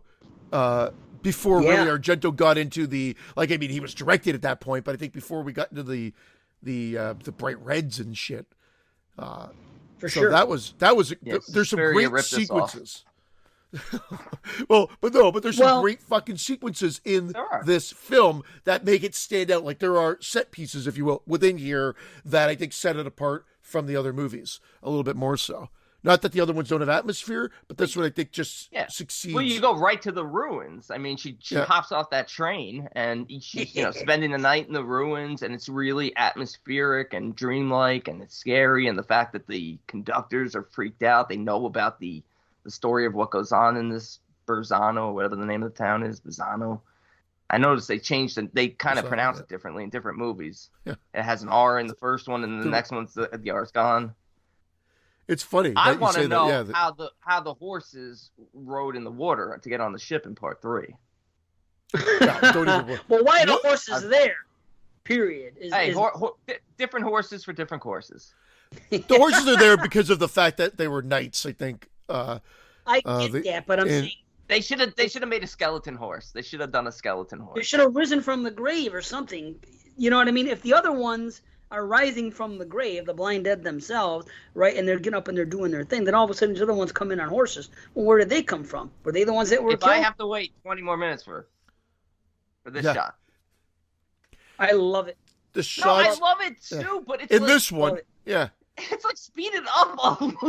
It's like Don't this speed is it up. 10 minutes of the movie. It's fucking amazing. Brendan is raising his skeleton hand ever so slowly in front of the camera, because if you haven't seen the movie, you'll know that's exactly what happens. But I don't want to sound like I'm really ripping on it, because I'm not. No. But this one works. No, we're just doing what we It's do. the Spanish version of nudity, though, because this one, it was funny how they alluded to a lot of the explicitness, but they actually didn't show much, whereas in part 2, it was like, there we go. you know what? Bonsai. The sequels picked up in terms of the explicitness. Yeah. But the blood was better here. PG. This is rated Funny. PG, yet you do get the attempted rape scene at the end. And I felt like once that scene happened, then in every subsequent movie, I'm like, oh, there's a forced sex scene in every movie. Yeah. True. But we find out why. But it doesn't have to be sex, but we find out why they ripped their clothes off. Remember when they ripped the clothes off of the maiden? You know what I mean? For sacrifice. Foreplay. We find out in the fourth movie. When they heart. take the heart out. Yeah, the heart. You know what I mean? I just thought it was some sort of rough foreplay. But there were asshole guys trying to rape women, of course. Yeah, well, no, you see that throughout. They cut the hearts out. They feed in the last one. They feed it to the statue, but in one of them, they're eating the heart and feeding on the blood. Yeah, and those that's how I felt like the movie was gonna be in droves, but it really wasn't. It was pretty tame compared to what I thought they were gonna be. I didn't expect this. You know why? Because I've been watching 1970 movies, and I pretty much have got a taste of them. So when this is 1971, I'm expecting it to be just like those kind of movies. But I will say, I enjoyed this more than a lot of the 1970 movies that I've been watching for that show. So I really did like it. And I messaged you guys at one point, and I said, I hope that one thing remains the same throughout this franchise. Because if so, it's going to make the whole thing worth watching. I didn't say what it was because I saved it for the show. And that was the look of these freaking things and what they do and how they... They did the exact same. That was consistent. They look, It's awesome. And they didn't change it a bit. It is I don't know. Those effects in 1971. My daughter came out here. I go, look at this. I go, are these freaking really corpses they're using? Because when you see that hand coming out, it's a fucking skeleton hand and an arm coming out, and they're doing their thing. You would think that they freaking just got corpses and broke their fucking hand. Their arms. They had a whole skeleton crew working on that. No, I agree with you, David. They look great. Oh my but God. I'm of the thought that if I had seen these when I was a kid, these probably would have they would have without a doubt terrified the shit out of me. They're scary. Yes. They're very scary. The music is also great and haunting. Every time they come out, oh my God. Yeah. And the blood looks good in this one. The blood is not that 70s. It's funny because in the sequel, it turned into that 70s Crayola color. I don't but mind in this that. one, I like that. In this one, it was the darker red style, which is weird that they they switched it. I don't mind the Herschel Gordon Lewis, fucking paint. I gotta ask you a question though. Did they change the mythos? Like in this one, didn't they say that the crows ate the eyes of the cadavers? Did they burn them? Because in the sequel, they burned them. Yeah, in the so sequels, did they change it? Them. Okay. Yeah, they burned the eyes. I mean, they kind of changed it a little bit, but they really did. Like, you get a basic establishing of this mythology, and then nothing's really ever expanded on. So that's why I felt like, even looking back now at the first one, it was kind of edited weird because they're at the ruins, and you're really kind of like engrossed in what's going on with Virginia, and then they cut to the vacation with the guy and the other girl, Betty, and then they come back from vacation. They're talking to a professor and getting more mythology, even though they're not really getting much else. And then they go back to the ruins. It's almost felt like once they were on the train, they should have all wound up at the ruins, and it should have just taken place there the whole time. She left. They went to the hotel. Then they rented horses to go out to the ruins to get there. Yeah. And the cops are following up on the fact that they found the dead girl in the thing, and then they come. And I like that. Maybe again, that's why the version I saw I thought was fast paced, and that leads them to the professor. That's where we really get the story, kind of like a little bit of the backstory, if you will. But then I thought the addition of his son Pedro and being in contraband and living like kilometers away, next town over or whatever. I thought that was weird. I'm sorry for our American listeners, miles away. Yeah. Well, they use kilometers in the fucking movie. So, like that was. I'll admit that Pedro that was cool a little weird. I like the Pedro stuff with him being a smuggler. It was just weird to add another character in. It was a bizarre plot twist or not story turn for that. But yeah, then he comes back, and I just love how he instantly can get a woman. Because he's Pedro. Oh, he's great, isn't he? Yeah. Boom. Yeah, you don't know her. You don't know Pedro. Yeah, that was great. Yeah. Sure enough. See, that's the kind of world I want to live in. I mean, I can't. I'm married now, but I say when I was single, just like, hey, what's up? Come here, you. Come here. They touch upon the lesbian nature of the two girls, but they never really. Again, I don't know if in the Spanish one they expand upon that, or if it's just alluded to. Just the flashback scene of them at boarding school. Yeah. Okay. So it's the same. I'll tell you though, the girl that escapes, the girl that jumps off the train that goes there, she's great.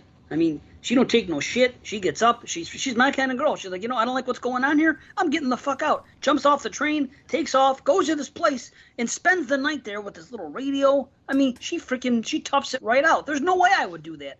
I'm a fucking grown man. I'm not gonna sleep in something like that. I don't know what's gonna fucking crawl on me and shit. She's fearless. She does her thing. She sleeps there. She hangs out. She wakes up. She sees shit going on. She confronts. She's not running around screaming. She's not like, you know what I mean? I forget her name, but man, was that Virginia? Virginia. Okay, yeah, because Ginny kept fucking bugging out.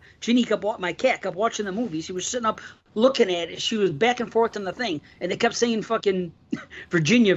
And every time they said that, she was looking around and shit. It was pretty cute. Did you hear Roger, though? He says, leave Virginia alone. She's not like you or me. Braden's face made that all worthwhile for me. He's looking of absolute disdain. How about when that guy said, was she molested? He said, molested was the word he used. You couldn't wait to say that. This happened. They found the dead body there, dead Virginia, and this and that. And the first thing the guy says in the station was she molested? He said, why would you ask that? What does that have to do with? And who makes mannequins? I guess someone has to make those mannequins. Oh, yeah. It was. I just love how there's they a mannequin factory. I love right beside the cemetery, and he had a comment on it. Roger's like, kind of weird that you're right beside the cemetery, and like, well, where am I going to have my factory? I just need to make mannequins. And then I don't know if the dubbing, because again we saw the English version. I don't know if the subtitles would have gotten this comedy across. But when he's like, "Superstition be damned," some of the dubbing was great, but you're not going to get that in the version you saw. I didn't get that. Yeah. I missed that gem. A joke right there. Or the swinging light when they come into the morgue. Like, who the fuck hit that light? Boo! Dude, it was just for atmosphere. Yeah. But it's like swinging like this when they come That was you. You thought it was a microphone. That was you. How creepy is that morgue attendant? And when that woman gets off the slab and attacks him, that is creepy imagery. Yes. That's creepy shit. Yeah. You know what? What scene scares me really bad with the morgue attendant and dead body in Blackula? Remember Blackula? When they bring the taxi driver in, she's dead, and then she's like running down the hallway in slow motion after the guy. I don't remember, but I haven't seen that movie in fucking. I got to rewatch it. Time. I haven't. I got to watch it again. I've been trying to. Yeah, I will watch it again soon. It's been way too long. But that scene that you were talking about with the cadaver and everything else, I have to give this movie props because I believe it's probably the only time in film history you're going to see a frog in blood at the end of that scene. Good blood, good looking blood. That morgue, well, he was playing with the frog, it jumped out, and it was just like that. But yeah, that morgue sequence stood out. The mannequin sequence stood out.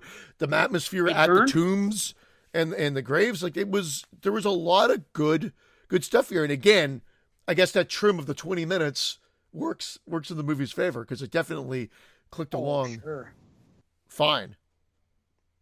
But I mean, for me, I still think this one moves along at the best pace, even though it's the longest of the three. And watching them all in Spanish, I still would complain about the pacing of this one. I still think that if it was cut differently and they kind of get rid of the professor, and you still work the same characters in, but it just felt like a severe break, and we're back getting more. Yeah, we get the flashback scene of the Knights and stuff like that. We get a flashback scene of the Knights, right? This is the one where they show them meeting the Heart.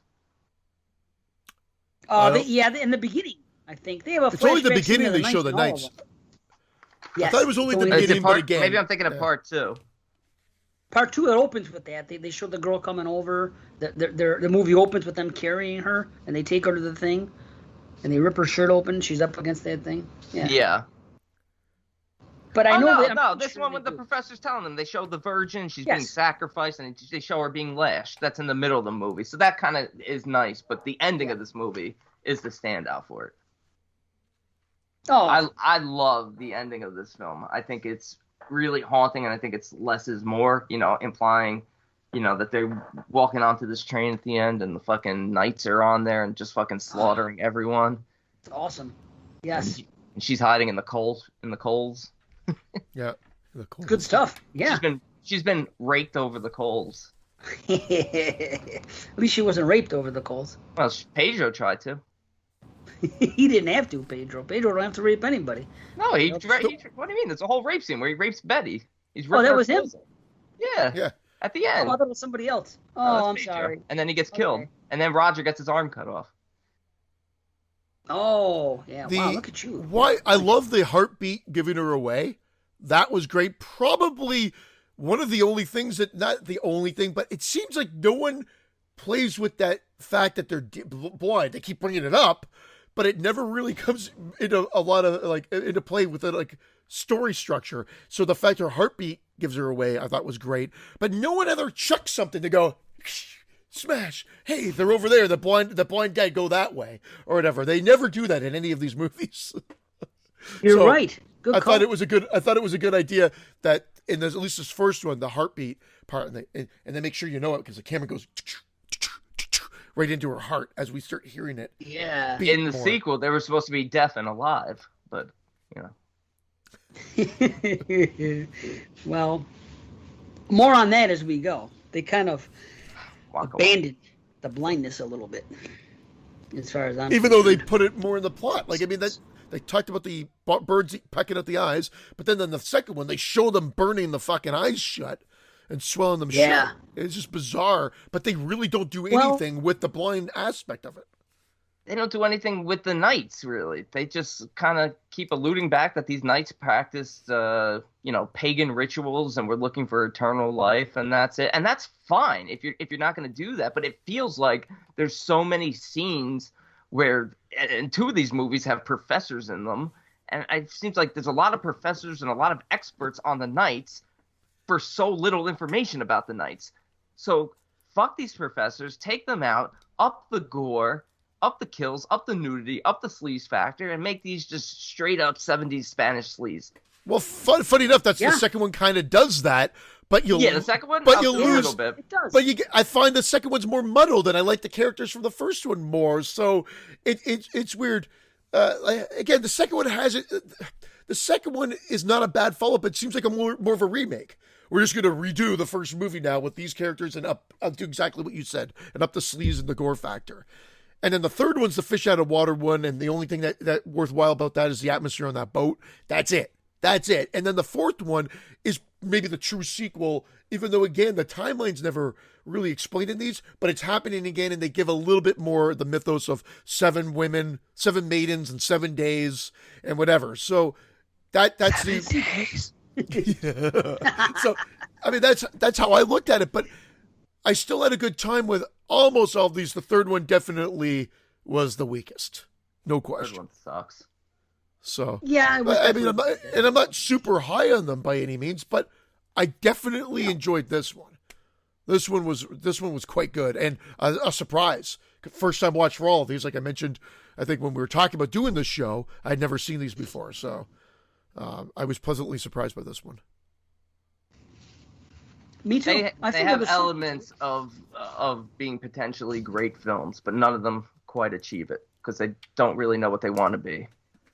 Do they want to be sleazy, exploitative? Do they want to be serious? They don't want to be like historical. Even though, I mean, the Knights Templar, it's based on, an actual story. Even though they fictionalize it here, but so I just feel like it's confusing as to what it wants to be.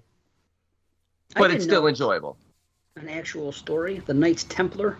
Yeah. Oh, I don't know. I honestly know nothing about the Knights Templar. I think they were protectors or something. I don't think they were. I don't think they were bad. So I could be wrong. I don't know what it is. But it's a true historical thing.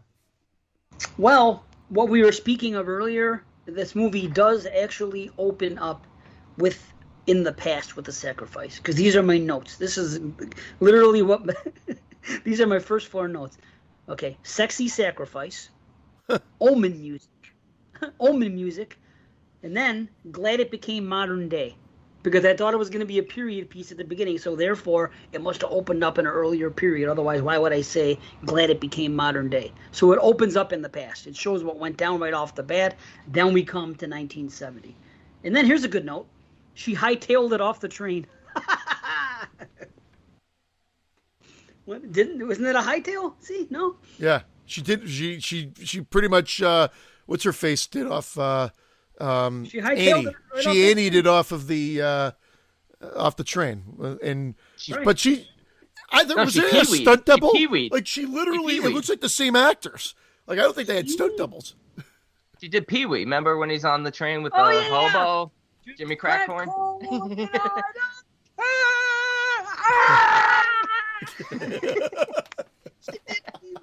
She Pee-wee'd herself. Oh, fuck. It's Mike. Pee-wee Gordon himself before Gordoned himself. That's great. Oh, amazing. And then later on they were buddies. He was at the drive-in. Hey, box seats! I love that movie. So, geez, what did I say? Oh, who would live there was one of my notes. Because she's actually goes to this fucking broken down, dilapidated place. These old tombs or these old... And she's saying, hello, knocking on doors and shit. I'm thinking, who are you expecting to walk out? Fucking... well, it's funny. they said the other characters said, oh, she stopped by this village there. Like they even thought it was like occupied.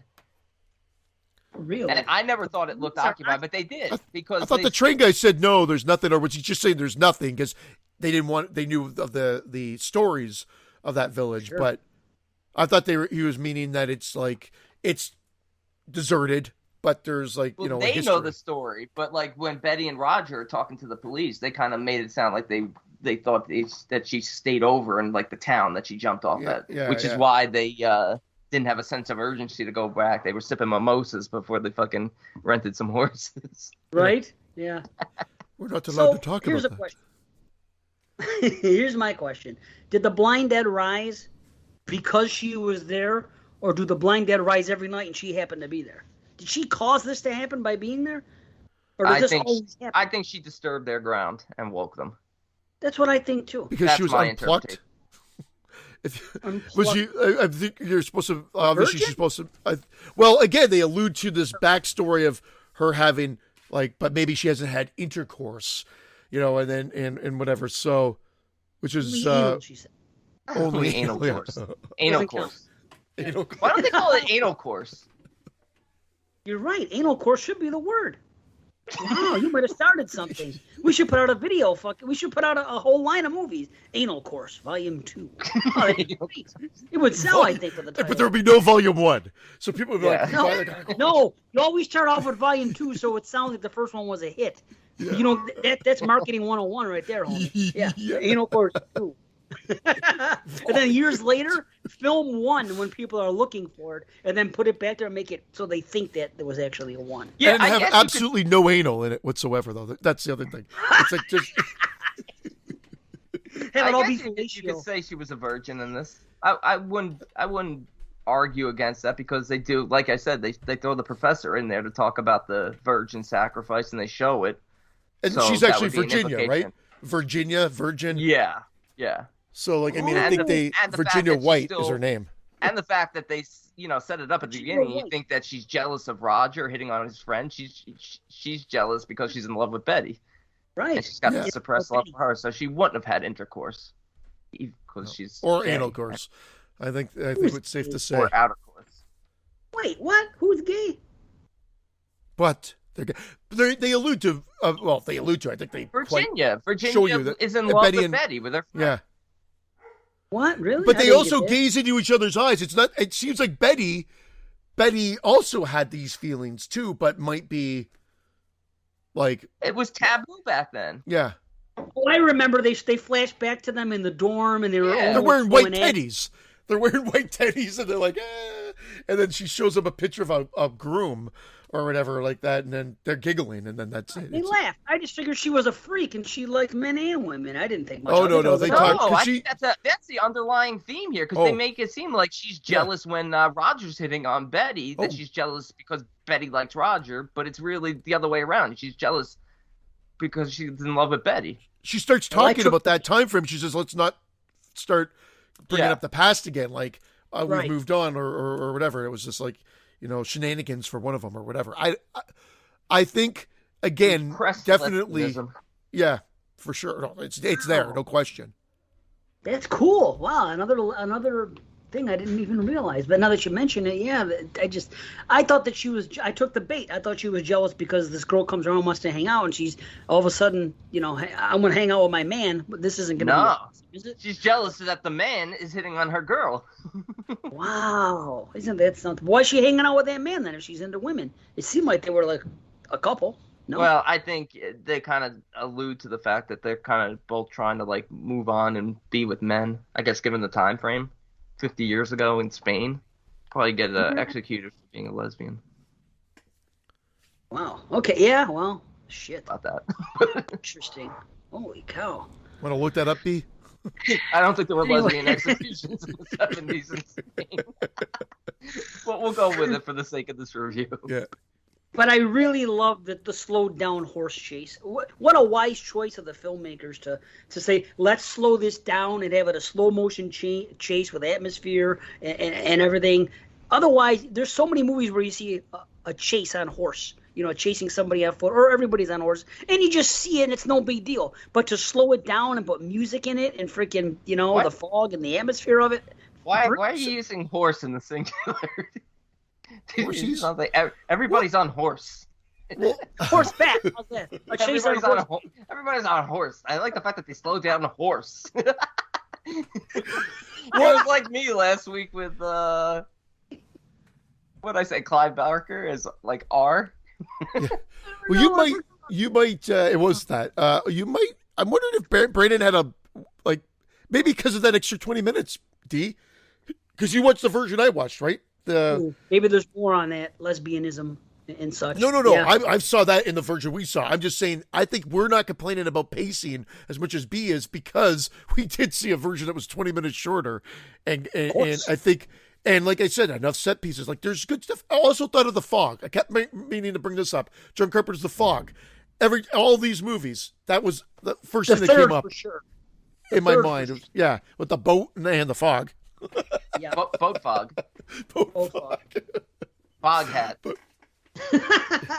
They should have gotten Fog Hat to do the soundtrack. Slow ride. And it could be slow ride as they're having the slow ride chase with the horses. Nothing was a slower ride than that part 3. Slow ride. Slow ride getting to that fucking boat. The whole movie was a slow ride. Yeah, fucking take it easy, man. Slow ride. Take it easy. I also thought this could been called, I can't even speak, The Bearded Dead. Because I love the little... Dude, I love they have awesome beards. Yeah. Fucking, even in death, they can grow a better beard than I can. No, this is definitely the standout, no question, of the series. I mean, like I said, I blew my load on it already. I give this what do you guys give it? I'll say an 8 out of 10. I'll go first. That's where I'm in. Oh, okay. I was gonna say 7.5, but I didn't know if you want 7.5. Me too. 7.5. Yeah. Perfect. Oh. Is that what you said, C? No, I was an 8. I was at that range, but I do like it. I do like it more. It's as a standalone film. I think this one would have been regarded more. And then, I don't think you need the other ones. The other ones are fine. There's atmosphere in all the other 3, but they just don't come up to this caliber again. Yeah, but when they made this movie, and I'll say it again, and I'll say it again on this show, if anybody has not seen these movies, seek them out for nothing else to see The Blind Dead themselves. They are some of, if we were making a list of like top 10 antagonists that weren't part of, like franchise movies, I think The Blind Dead would make my list. They are so cool looking. Everything about cool. their presence, the way they move, when they first come rising from the grave, that is horror. I mean, I wish I could it's easy to do, but I'd like to splice every time they come around together for like an hour thing, just those sequences of them coming out and fucking shit up. Because, again, people, if you haven't seen these, watch it. If for nothing else, to see The Blind Dead themselves, they are I just wish they had awesome. fucked shit up a little bit more. I do too.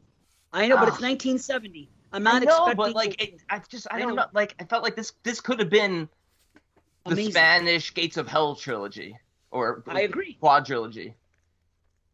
I agree. Put it in the hands of Fulci later on. Yeah. Oh my Started God. in the mid-70s or something. Late 70s. Sure. Unfortunately, this is an earlier time, but I mean, it's a step in the right direction. I mean, it's Spanish, but it there felt are people like... who love it. There are people that do love I this enjoy series. them. I enjoy them for sure, but man, did just slightly miss out on being that like next level. All right, so do you want to do Return? Yeah, let's go. Let's go. Return of the Blind Dead, Return of the Evil Dead. There was no Ash in this one, though. All right, in the second startling film in the Blind Dead series.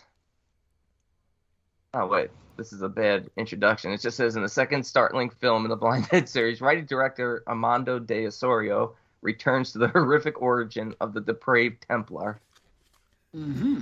Well, they do return to the origin. They change it up, like C said in the first one. Now they show the knights being executed, but first they have their eyes burned out with the stakes. It's great. And before that, right it's drinking blood. Like the first scene, bam, bam, like it's right into the action. It's like the Lethal Weapon 2 sequel, where you jump right into a scene. Like I like how they did it. Like, it's they funny. just I put have you a right note into here that says Lethal Weapon 2. See? And I'm totally fucking kidding, because never once did I think of Lethal Weapon 2 while watching that. Look at this fucking... What are you having? What are you eating? A plate of pasta? Pasta. Look at this fucking guy. We ordered breakfast in. And I'm like, this is the best thing I could have... Because I was not feeling good. No, stacked. It's a pancake house.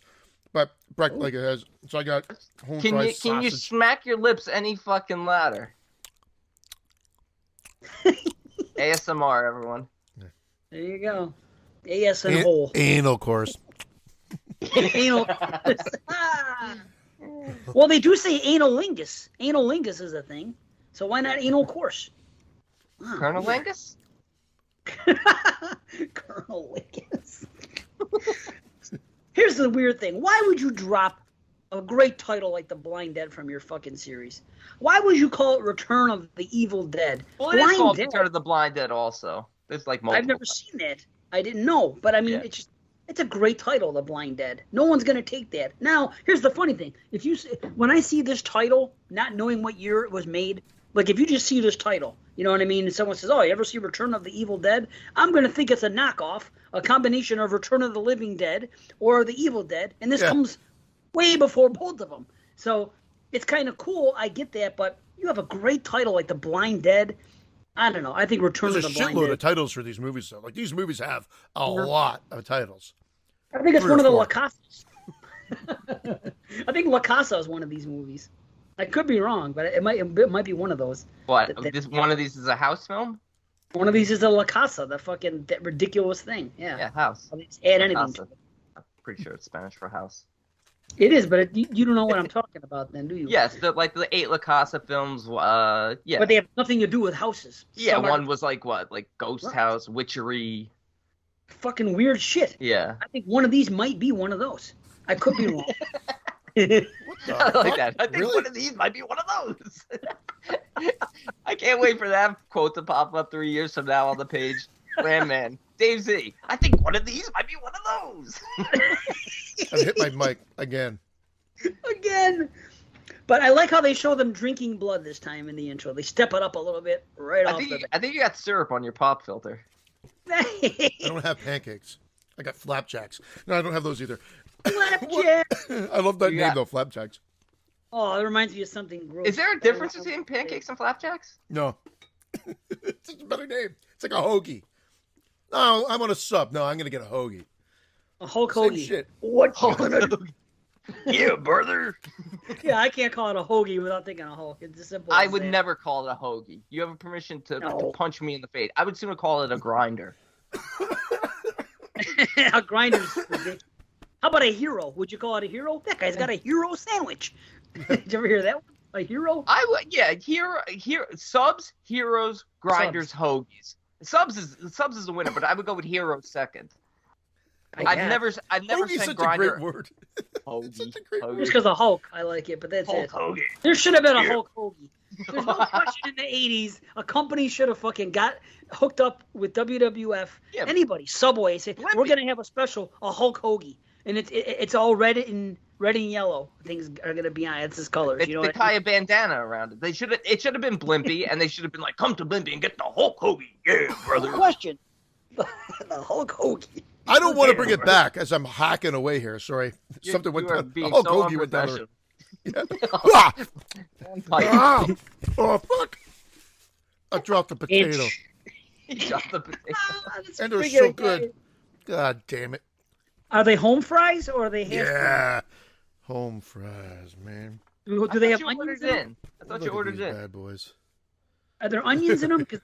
Not my home. I gotta have just regular old home fries, hash browns, no onions, just potato, seasoned. You know. Oh, once you put onions in there, black people call them homie fries. Too soon.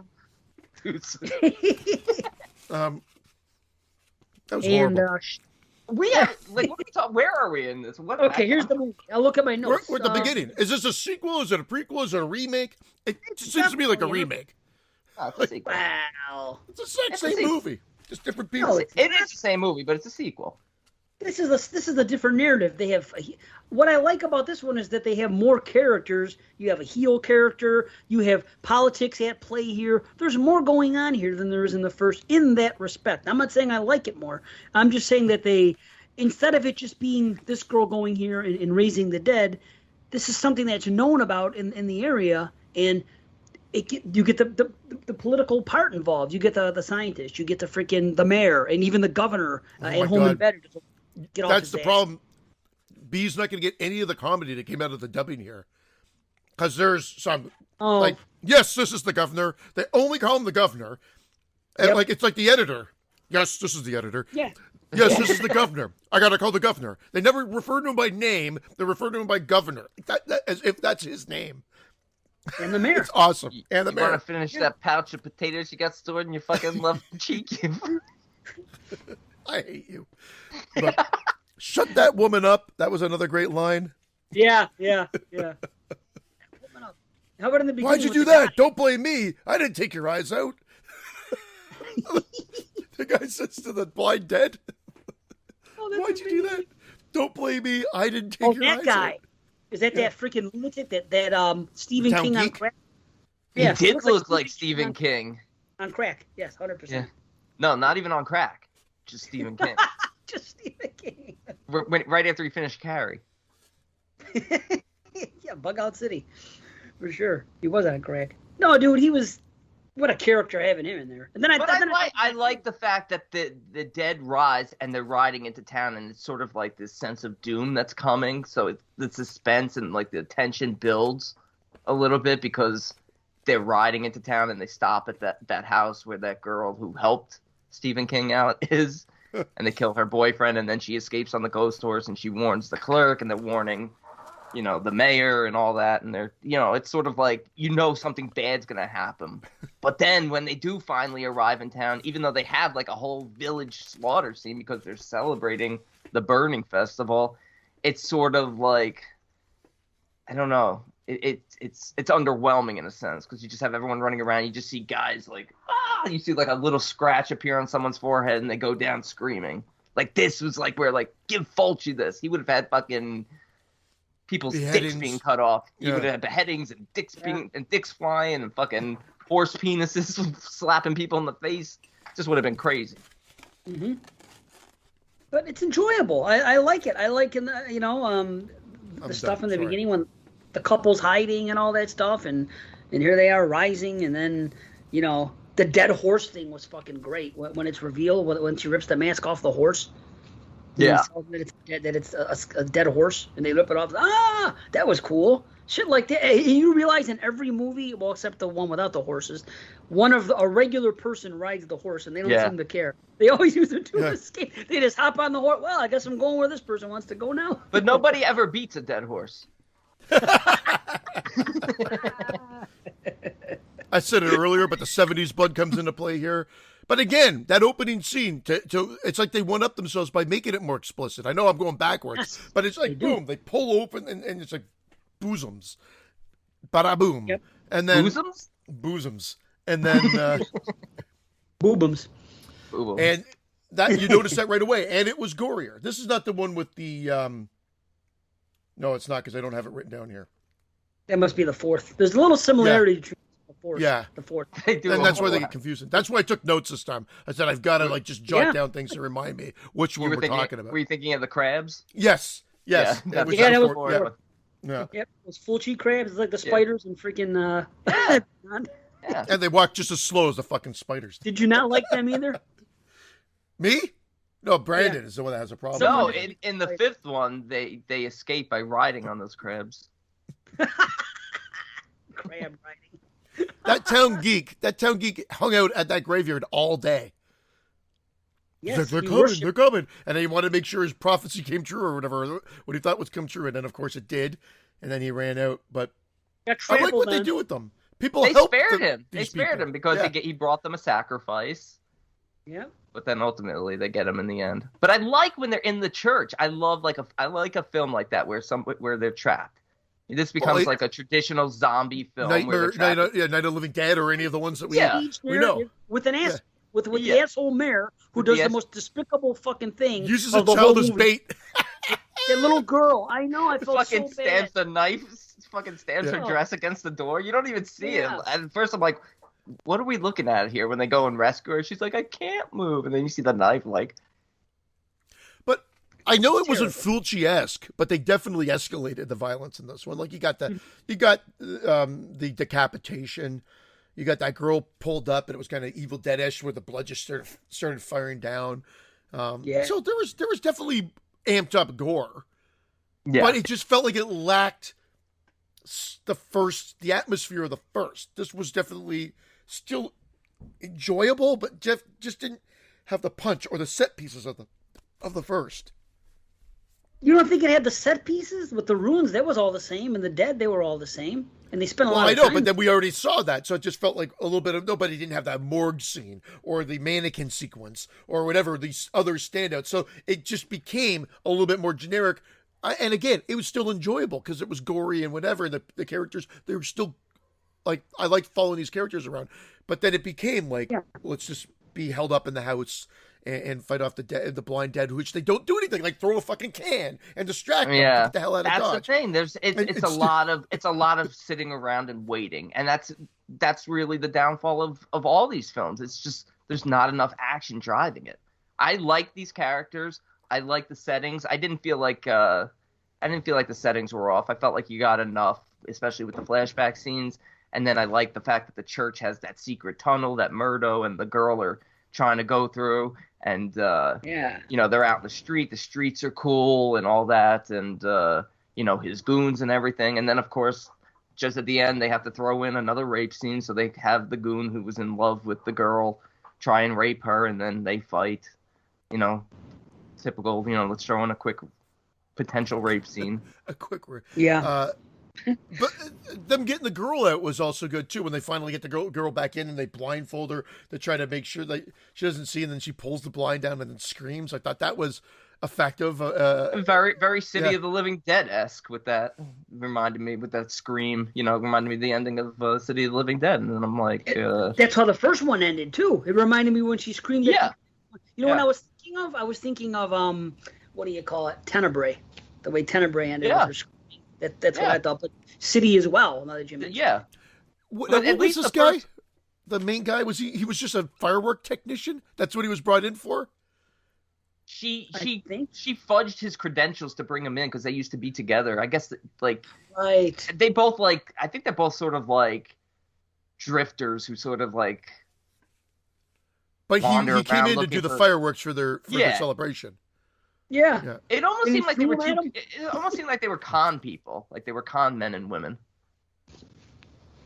Really? Maybe. I don't think they were, but I can see why you'd say that. Well, because she said something like he said something like, "Oh, I'm always on an adventure. He's always doing something," and she's like sort of landed herself a sweet gig, engaged to like a rich guy, but she's still in love with him. I don't know. Yeah, maybe you're right. They just didn't allude to it. Yeah.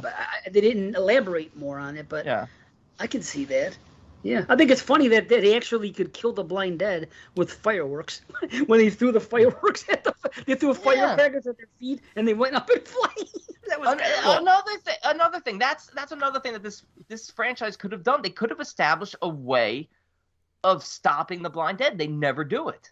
It's like they can keep coming back, which is why I guess he wanted to change it up for the third one and throw it on a fucking boat, because otherwise it just seemed like the same fucking movie over and over again. Yeah. And I think they try to get to that in the fourth one, like to have a definitive version with and again, I won't want to spoil that. We'll get to it when we get to that one as well. But you're right. There just seems like they could have expanded on the mythos here, but they changed the mythos at the beginning.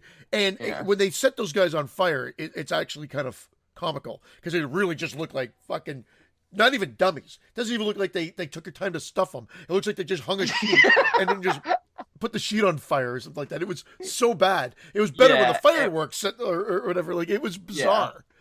Yeah. I kind of like it though. It's got its charm, but it was noticeably bad. But yeah, it looked like they set up like little paper mache bodies. They didn't even bother building the legs or anything. Yeah. Like let's just staple a little skeleton to the wall and like a Spirit Halloween version of like. Yeah, exactly. And they stay perfectly still while people are approaching them with fire to burn their eyes. They just let them.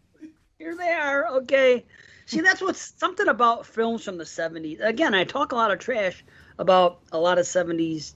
Like I say, as the decade, they have a lot of highs, but they don't have as many highs overall as other decades. But either way, what I'm saying is something about the 70s.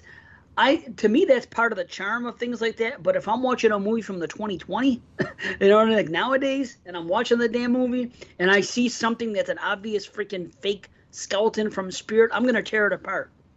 I don't know if I'm wrong to do that, but I don't think you are, because I think look at the budgets that these guys were working with, and believe me, if they had a decent budget and they had access to today's technology, these films wouldn't look like this. They would look so much better. Yeah. Or what they would think would be better. But they have their charm to it because they were trying hard to make. That's why people like stuff like Herschel Gordon Lewis. People like these, these sort of Al Adamson, Andy Milligan. All these low budget films that look like they were made for probably were made for like literally $100. I mean, this one definitely has a bigger budget than that, but like just low budget filmmaking, at its best. There is a charm to it. Yeah, I know exactly what you're seeing, but you're right. Nowadays, you'd be like, "What the fuck were we watching?" But it's different. It's a different time. Like you could take your iPhone. You could take your iPhone today and make a film that looks theater quality with no money. Yeah. So why are people trying to create? When they try to create like bad looking effects or something like that, it looks forced and it's anger inducing. If you're going to have kills on screen, all your budget has to go to that. You're going to have to gamble with the acting. And this is like when we do our movie. Again, we haven't gotten into deep discussion on that, but the way I feel is that nowadays we're going to sit there and watch a movie. We will tear it apart. If they show a kill in a low budget and it looks poor, we're going to talk shit about it. However, if you get professionals that aren't necessarily actors, but they do a good enough job to carry the film, if you can do that and get lucky, then your budget can go to the kills. If you have a horror movie... Will Lucky be in the movie? Have kills. Yeah, we'll even throw fucking red on them. It'll be, Cool. We got lucky. After someone gets killed, you know what I mean? It's going to be... The paint will spill onto a cat in the room and the cat will run away. It'll get a reason to get lucky in, yeah. I was mulling it over while we were talking here, Brandon, because you mentioned that the goon at the end that raped him. I'm like, what? No, he didn't. He tried to get that girl out because I kept thinking you're talking the goon was the town geek guy, but then I realized no, you meant the mayor's helper. Stooge. The mayor. Yeah, yeah. Freaking guy. Like, yeah. That was like Titanic. And he was sort of like a good guy. I thought of Lethal Weapon 2 and Titanic. Yep, it was a Titanic, totally. Sorry, Brandon. You was the type of sorry. Well, because you that the guy that was. You remember how like you have that Billy guy, Billy Zane was going on crazy, but he had that guy that was in Straw Dogs. That was his. Yep. He kept following around. That was the Straw Dogs guy. Like that was him. That was his character in this movie. So you got Lethal Weapon ripped us off and Titanic. The Blind Dead. Who knew? Return of the Evil Dead. Yeah. Yeah. Shit, man. What were you saying, B? You had something going. Oh, I don't know. I just felt like with that character, they, when they get to the church, he sort of becomes like a good guy. He's sort of on our lead character, Jack's side, and he's like, and he's sort of like, almost like, it's like, fuck you, Duncan, the mayor. And like, he's a good guy now. And then they just sort of threw that in at the end just to have another kill. I think they could have made him good, though. Like, they could have just said, hey, he could have said, you always wanted her. He goes, yeah, well, that time's over. Like, they could have kept him from turning heel. They could have had the Knights come in, and he could have been wrestling with the Knights and fell back onto that blade. Yeah. Well, how about this? Maybe it was a ruse. Maybe he was pretending to be the good guy so we could get to that girl and get closer to her. I think that's what ended up happening, right? That's he wasn't a good guy. What it was. You fell for the bait the same way he wanted them to fall for the bait. Which you fell for the oldest trick in the book. Yeah, the old I'm a nice guy bait routine. And switch. Yeah, the bait and switch. What does he say in Princess Bride? The master bait and switch. You fell for the oldest trick in the book. Never something with a Sicilian. What does he say? What movie? Hold on. Princess Bride. Oh, I've never seen it. Oh, Oh. I know. It's on my list, too. I have it saved. It's going to be a January. Last week I watched one of those movies. Not Princess Bride. Or did I watch Princess Bride? Princess Bride has never been one that I've... People love that movie, and I've never had that feeling. The guy from Saw. Right? Yeah. Okay, I did watch it. I watched it last January. I did watch it. Yeah, it was fine. Anyway. Yeah, it was good. Next year I'm going to watch Willow or Labyrinth or what's the other L word that reminds me of Labyrinth? Legend. I've never seen any of those movies. So next January, I'm going to watch one or maybe two of those ones. I'm getting there. Oh, it's you falling for one of the two classic blunders. Never go in against a Sicilian when death is on the line. There you go. That's what it is. That's what I say, too.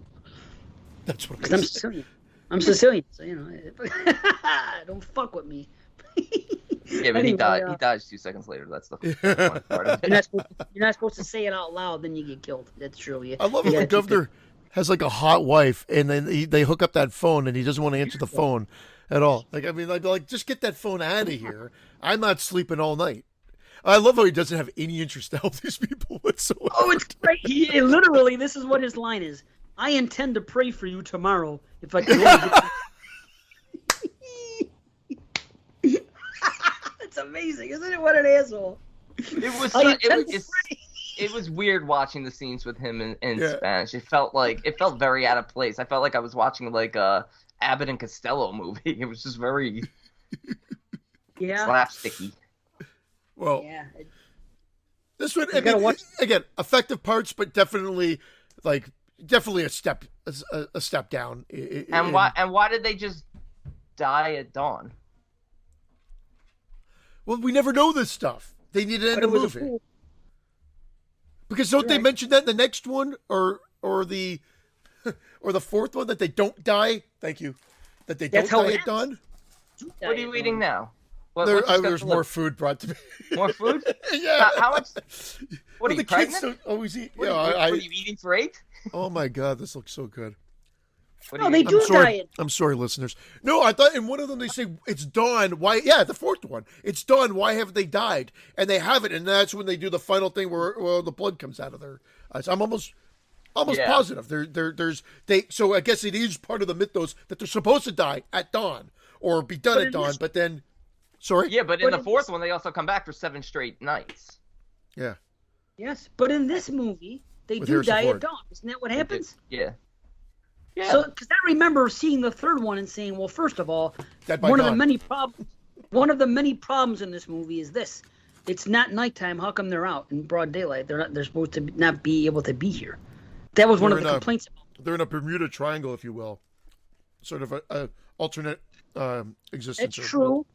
Sorry, can you put a little bit more food in your mouth before you tell us? Guys, if you had this food, you'd be eating and talking too. I'm sorry. I got to do it. He's making me hungry. I'm going to have to stop. Yeah, I'm hungry too. I want to know what you're eating. What are you eating now? Is it more potatoes? I guess someone had Eggs Benedict. So it's like the leftover. It's got like some of the potatoes with the Eggs Benedict, like the hollandaise sauce. And yeah, all stuff that's just going to make me fat. Holiday sauce? Hollandaise. Oh, Hollandaise. Audrey Hollander? Audrey Hollander sauce. Yeah. I don't know. She's a star. What is Eggs Benedict, by the way? I've never had it. I've always wondered. Those are eggs that betray you. They do. They get in your stomach and you shit yourself. They do betray you, probably. You know? It's hit your fucking mic again. I'm sorry. It's an English muffin? It's an English muffin at the bottom. And then you put like typically back bacon or female bacon. Whoa. Back bacon female or bacon. Oh my God. Penal bacon? I don't know what that is. Hold on. Well, look it up afterwards. I'm not going to fucking explain it to you. And then you put a poached egg on top of that. What? How do you spell that? P-E-M-A-L-E? P-mail? Yeah. Or back bacon? B-A-C-K? Yeah. Is that like the old AOL? You've got P-mail. Is this a Canadian thing? Fucking Eggs Benedict. No, it's not Canadian because we had it at that fucking restaurant. We know what Eggs Benedict is. I don't know what the penile bacon is. Right, exactly. Is this a bacon with a heart on? It's typically back bacon. I don't know what back bacon is. It's from the back of the pig. I never heard it. There's back bacon, or you can use female bacon. and look it up. Male and back. Wow, I will. Female. I'm gonna Is that take a picture, gender? so- Is that male and female? Is that a female? Thank God pig? I'm eating this food because No, I'm literally what? everything you're saying. What I love about these discussions, Frog. every time, Hold it up. every time, Hold it up, bro. It's a frog, doesn't it? It's I don't know what is that? That looks like a chicken. It looks like a Is it? chicken.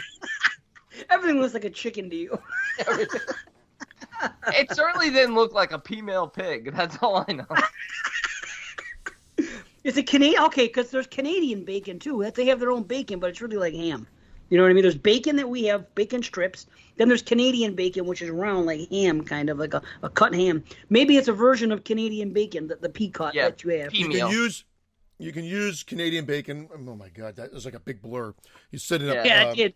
Bag of So oranges. Right? then you put the bacon, the fucking poached egg, and then the hollandaise sauce. Oh, Toronto pork packer William Davies came up with pea meal bacon. It's wet cured unsmoked back bacon made from trimmed lean boneless pork loin rolled in cornmeal. That's why it's pea meal. But there's no peas in it. I don't get it. There's too much of a description for bacon. It's a fucking piece of bacon, or it's not. It's bacon. It's one of the many different varieties of bacon. He didn't have to Is go this going to be a bag milk thing again? bacon. I fucking, every time I talk, I feel like this time the listeners are going to be like, what are these two fucking yahoos doing? No, they're not. Yeah, they are. Absolutely. Trust They're me. gonna say one of these Trust two me. guys. They're gonna say Christian's nuts. What the fuck's pea cut? But I'm not Or- being nuts. Pea meal, You just, pea meal. you just read it. Yeah. It's the a pea cut. Toronto I thing. get it. I'm just saying. I never heard that until just now. That's all I'm Me either. saying. I want to know. It's like you guys didn't know what fucking those terms I said are. You never heard of fucking those things I used to say. Cock the Top walk. of the pops and something else. Cock of the walk. Anything with 4 fucking words in it that I said you didn't. Top of the pops, cock of the walk. What You else? all say weird things. Yeah, I guess so. But pea meal and I never heard of that. It's pea meal. Pea meal? MEAL? Yeah. Oh, peel. I thought pea male. Oh, okay. Yeah, that's what I thought he was saying at first. It's Yeah, like pea a meal. female, but No, a it's like- female. Pea meal. Oh. P-E-A-M-E-A-L. Pea meal. Oh, wow. I'm in Sounds- fucking hell right now. It's gross. Holy cow. I'm never going to have Eggs Benedict, so it doesn't matter. Cause Why? Ugh. I don't even know what hollandaise sauce is. I'm not interested in it. I don't know what a poached... The only egg I'll eat is a fried egg that only I can cook. I will not have it out. I don't trust anybody. I'm not a big poached egg person, but if you don't like your eggs runny and stuff, obviously you're not going to like a poached egg. I'm thinking about it. Stop. You can It's have all it wet. poached. You can Oh, have it stop. hard. Please. Ugh. I'm going to puke. I really want to see Dave puke on camera. No. If I think Oh wait, about eggs... this egg's a little runny. Hold on. This egg- Oh, dude. That's the only shit that might make me vomit is food when people talk about it. Nothing else makes me want to puke. You know what? If I see like an egg in a... I can't even talk about it. Like a scrambled egg in a sink with butter He's on it. holding his heart, everybody. I can't even talk about it. I If can't I, even. if I see a scrambled egg in the sink, why is there a scrambled egg in the sink? I've seen it before. Like somebody scraped their plate and there was like a little piece or two in the sink. That's fucking gross. Scrape it into the garbage before you put it in the sink. I hate that. I agree with this. Yeah. But then again, some people have The what- disposals, yeah, I hate those. See Yeah, it in there. Oh, I'm gonna throw up. yeah, Let's- no, that's gross. Let's rank this movie so I could go upstairs to the bathroom really quick because all this talk I gotta fucking get out. I'll give it a 6.75. No, He's back. yeah. I'm sorry. I'm breaking out the quarter rating. 6.75. I'm at a 7. I'm not going. Okay. 7's fine for me. And I'm at a 7 as well. It was good, but it was just not the first film, even though it felt like it was just a rehash for the most part. So And that's okay. That's okay. I'm gonna run so upstairs good, like I so good. Yeah. You guys can start without me. I'll be right back. No, Christian's gonna have his 8th breakfast before he starts. I might even grab food. I do the same. Get some fucking pea meal. I will apologize to the listeners, but I felt I was like starting to fade. You know when you have, and I had breakfast. That's the You know, scariest when part. you know when you haven't eaten in 30 minutes? And This is like literally a third breakfast because I ate, but I was. It's that hungover thing where it was just not enough. Now this is like hungover food. So it's making me feel so fucking good. So you have to have this journey with me, folks. I apologize because I know I don't want to eat into the mic. I'm trying to mute myself when I can, but it's so damn good. So damn good. Anyway, number 3. We'll be done this review before Dave comes back from shitting in his pants or whatever he's doing. Well, let me introduce it. It's the Ghost Galleon from 1974. The living corpses of the Satan-worshipping Knight Templar hunt for human victims in a 16th century galleon. Yeah. So when I ran upstairs to puke, well, I didn't really puke, but I could have puked because there's maggots now in the garage. This is the bad. Listen to what happened. When I was a little kid, I used to throw out the trash at my house, and for whatever reason, my parents, they would keep the thing in the garage, the garbage can, and they would just take the garbage bags from the kitchen and throw them in that can, right? And then they didn't have the best lids, and I would be throwing out the garbage at them because in the hot summer, they freaking in the garage, there'd be maggots on the fucking thing. I get so mad when I think # hot boy summer. So now, literally 2 mornings ago, I'm getting ready to go to work. My wife leaves like 3 hours or 4 hours before me, and I get out to go in the garage to get my car, and I see that she took the garbage bag out of the kitchen, out of the the kitchen garbage thing, the container, and for some reason, she, instead of putting it in the garbage can, she put it on the ground next to the garbage can. That's never happened before. But much like that guy in Texas Chainsaw said, I don't get involved with his affairs. I don't get involved with her affairs. I'm not going to disturb her because you never know what this fucking woman's going to do. So I got a whiff. I went in there and I got a whiff, and I literally thought to myself, I go, man, this reminds me of the maggot days. I have a bad feeling about this, but I didn't say anything.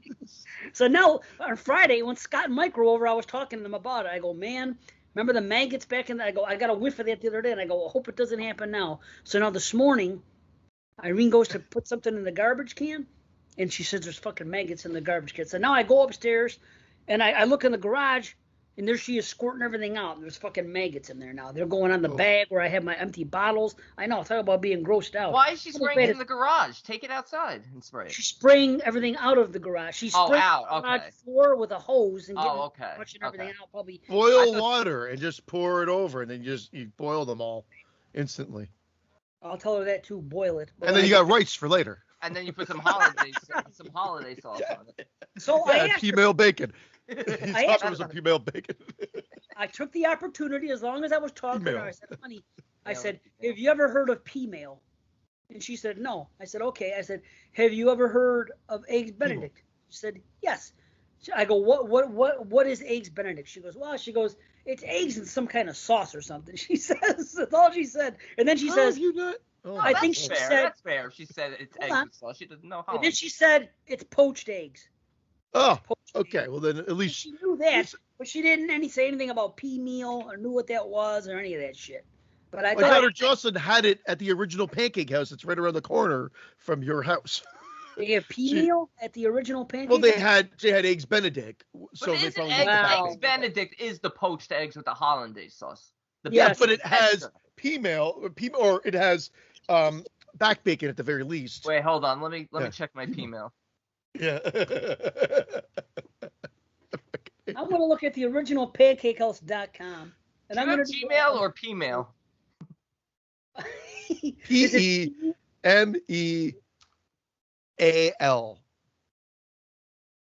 Okay, egg specialties, right? So P-meal. Meal. Yes. Eggs Benedict. Okay, here it is. Hold on. Eggs Benedict. This is from the place you went to, see? Around the corner here. A fresh toasted English muffin topped with thick sliced Canadian bacon. Of course. And 2 poached eggs covered with our rich hollandaise sauce. So out here, it's just called Canadian bacon. P-meal. See? Well, yeah. It's typically Canadian bacon or sorry, back bacon, or I guess in your case, Canadian bacon. I think P-meal is just a substitute that you can use. And it works fine. And we've used it and people love it. And I'm you Jewish. Guys are fucking I can't nuts. eat bacon, so let's not talk about the P-meals. Can we talk about the you can just, meals? You could just like substitute it with asparagus or something. Turkey They bacon. do that too.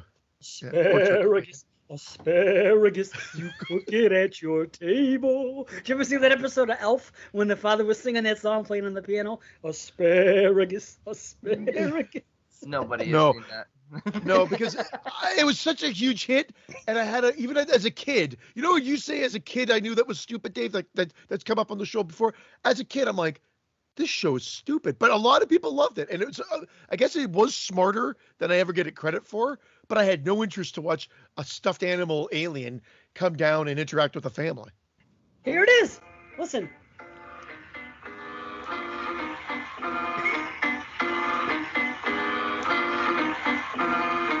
Hold on, I haven't seen it in years. I don't know what took this long. Okay, I changed this lyric here. You want to listen to this? Asparagus, asparagus, comes on your table. Asparagus will make you feel more able. What was the change you made? Oh, I changed, according to Aunt Mabel, I changed to, will make you feel more able. That's the whole thing. Brandon's lack of reaction is the best. I love it. When there's no reaction from Brandon, like I said, it's like fuel for me. It is great. I love it.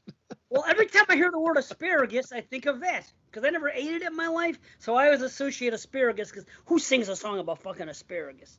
You know what I mean? So that's always been in my memory. Asparagus. We have, I just want to tell you, we have introduced the movie. So this is officially the review for the sorry. Ghost Galleon. Look at Talking about face. meal and asparagus. Okay. Or Breaking B. Poor Breaking B. B. Breaking B like Breaking Bad. Yeah. Breaking B. It should be a shirt with him on it cracking up. This plot's ridiculous. And again, Brandon, half the fun of this was the bad dubbing. So if you saw Spanish with the subtitles again, I think like it would lose some of it. Like that one opening with models. Obviously, again, they it looks like they went down a notch. They tailed back the sleaze factor. So they had hot women, but I don't think you saw any skin in this one, right? You just like I don't think so. No. Yeah, very light on the sleeves. But the models, like that woman, the head, when she's photographing the models, not you, Einstein. Yeah, they did get an attempted rape scene in there, though. They got to squeeze that in. They got to squeeze that in. Without saying. But then she calls that one girl Einstein. Like, she treats him like shit, that woman. The photographer with the models. Right. The plot is ridiculous of this. I guess they just said, hey, we're making another one. And he's like, I got to get him out of the ruins. And I got to get, like, I want to change the atmosphere. So they pop it on a boat. Yeah, but it takes an hour to get to the boat, and nothing happens on the boat, and it's really fucking boring, this movie. Lots of walking around. That's one of my biggest complaints in movies. Yeah. Lots of walking, even on a boat. Even on a fucking boat. Think about that. Think about how bad that's. I always complain when there's lots of walking around in any movie. This is on a boat, and there's lots of walking around. Think about that. Is this on a boat? Let that sink in. Let that sink in. No, you can't let that sink in while you're on a boat. There you go. It'll sink in the water. That's what I was. This is on a boat. How about the fucking every time they showed it from the house, it was obviously a miniature in fucking somebody's tub in their backyard. Yeah. Oh, please. You guys never. I always complain about that in movies whenever they do like a house fire or something, and you guys never seem to have a problem with it. But this one, you have a problem with it? Especially when it's ridiculous. The ship on fire? I couldn't tell in those ones. This time I could tell every time they use a miniature. Damn. I'm used to carrying around a miniature. The positives of this is the boat when they're actually on it, the atmosphere, the lighting, the music, the smoke, and everything there, and that's it. Really, there's not much more. Very slow. Even when the kills happen, it feels like they're in ultra slow motion. And I'm not talking about being in slow motion. It's just they're like everything's like raise the knife ever so slowly, bring the knife down ever so slowly. Oh, she goes back and screams, and then there might be some blood. It's just it feels like when hiding the movie out. Yeah, when the initial model is attacked, Naomi character, who the setup is ridiculous. She goes to her boss and says, my roommate's been missing for a month. I know you know something about it. Operation Atlantic. Yeah, and let me tell you something. My dad was in advertising for 40 years. My brother's in advertising. this is not how advertising is. There's no secret advertising campaigns going out in the middle of the Atlantic Ocean. Trust me, they're not. Operation Well, Atlantic. they were Yeah, Operation. Seagulls. It was so ridiculously stupid, but whatever. They had to get you out to the boat somehow. But when she's being dragged on that boat, it is the slowest, longest, most boring scene I've ever seen in my life. I was like, are you fucking kidding me? Like, they literally show her being dragged for like 20 minutes.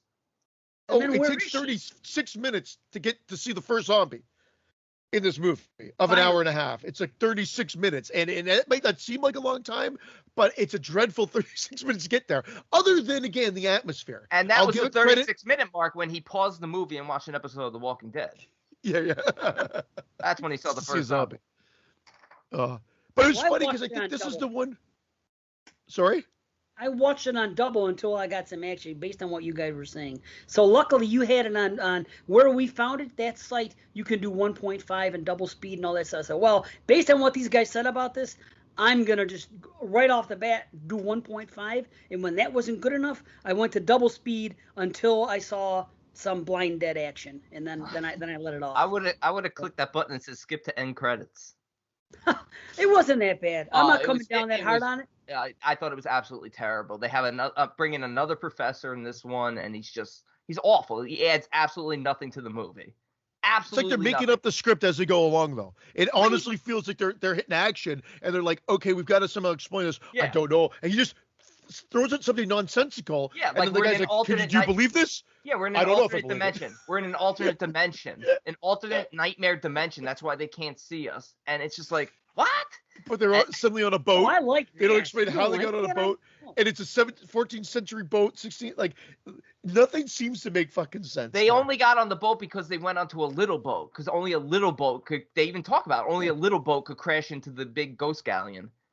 And then he's like, we're in an alternate nightmare, we're in an alternate dimension, that's why nobody can see us, the other boat passing by can't see us. I like that. It's scary. And then when they get off the boat, he's like, oh no, I can't swim. I'll just stay behind and choke on the smoke and die.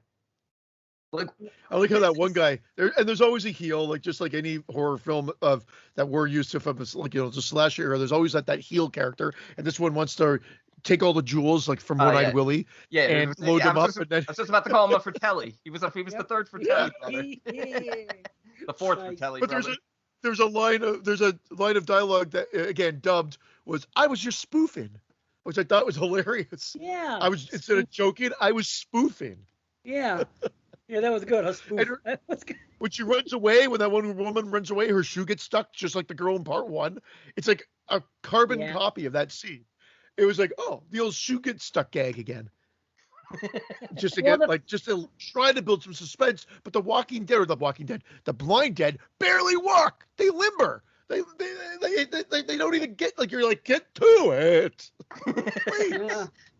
There's a scene with the lid creaking open, or a door creaking open. It goes on for like 3 minutes. It's like yeah. I don't mind that part of it. No, this was ridiculous. This was really a bad film. Well, the plot doesn't make sense. That's my big major complaint. Everything we've learned about in the first two movies, at least part one, okay, we can say they were woken up because that girl was there or whatever. Part two, we didn't mention it last show, but it was the 500th anniversary of when they were originally persecuted. So they're coming back for the 500 they were celebrating the festival, the burning. That's what the festival was for. So these people are they're celebrating their death to the 500th year. So now here we are.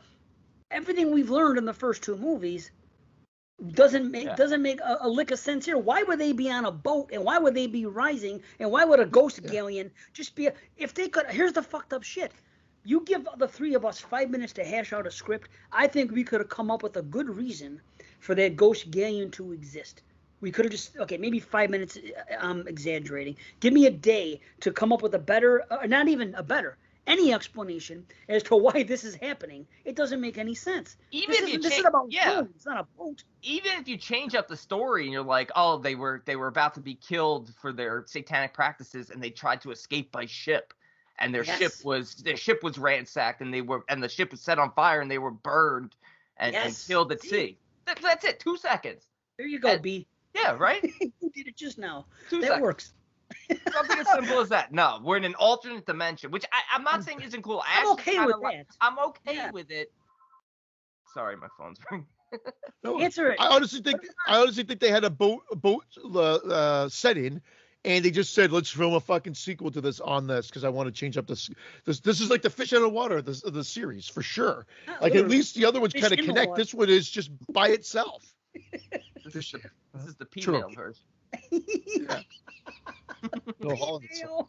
But it's like, again, creepy setting, nothing more. Like nothing more. You still have the blind dead. Very light on horror. Yeah. Very light on the horror though. Yeah, but we still had them. They were still there, and everything. Oh, they come out of the water at the end. Was really That's the best scene of the movie. Is the ending. Yes. When they walk up, that alone. I thought it's worth price. Oh my god, price of admission. Too much I don't know what happened. My tongue is swelling up. It's not worth the price of admission, but it's definitely worth checking out. It's definitely effective sequence. But it's at the end. I think you're allergic to people bacon. I think you're allergic to people bacon. You know what though? But let's go back to the last movie. How come they didn't die when the sun was up? Yeah. Isn't that how they died? Or no? Because this is a total separate entity. This is a new mythos. Yeah. A new mythos. Yeah. It was unnecessary. See, and I'll say it again. When something is tried and true, don't fucking change it.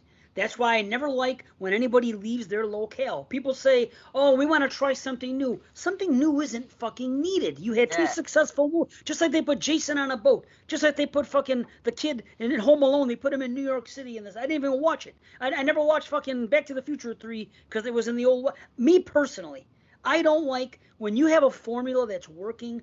I don't like any time they take something and they move it. Let's do it here instead. You didn't have to change. You had success. Why put it on a boat? I know Moods love horror on a boat. Some decent examples, though. Some good examples. Some decent movies there. You didn't. Those aren't bad movies you mentioned. This is just. I don't know. Well, dude, it doesn't make sense. What also doesn't make sense is that guy. This is a big nitpick now. Not a nitpick. This is a serious complaint. Now, this guy grabs a crucifix. A scientist, by the way, is the most religious man of all of a sudden. Nobody believes. He's supposed to be the man of science. He all of a sudden becomes the priest. So anyway, he gets there and he goes, oh, I know a little bit about religion or something, he says. And then he makes his homemade crucifix, lights it on fire for some reason. What is he, a Klansman? Puts it in front of the blind dead. Now, and it works. The blind dead is this. However, there's that word blind dead. Is they are putting... What? Why are you showing us a nipple? That's my biggest nitpick with this movie. I want to see the face. Who is she? She was pretty. Oh, yeah. Who is she? I don't know. She was pretty. So, Gigi Hadid. Gigi Hadid. Don't know who she is, but pretty. Probably a model. Yeah. Yeah. So anyway,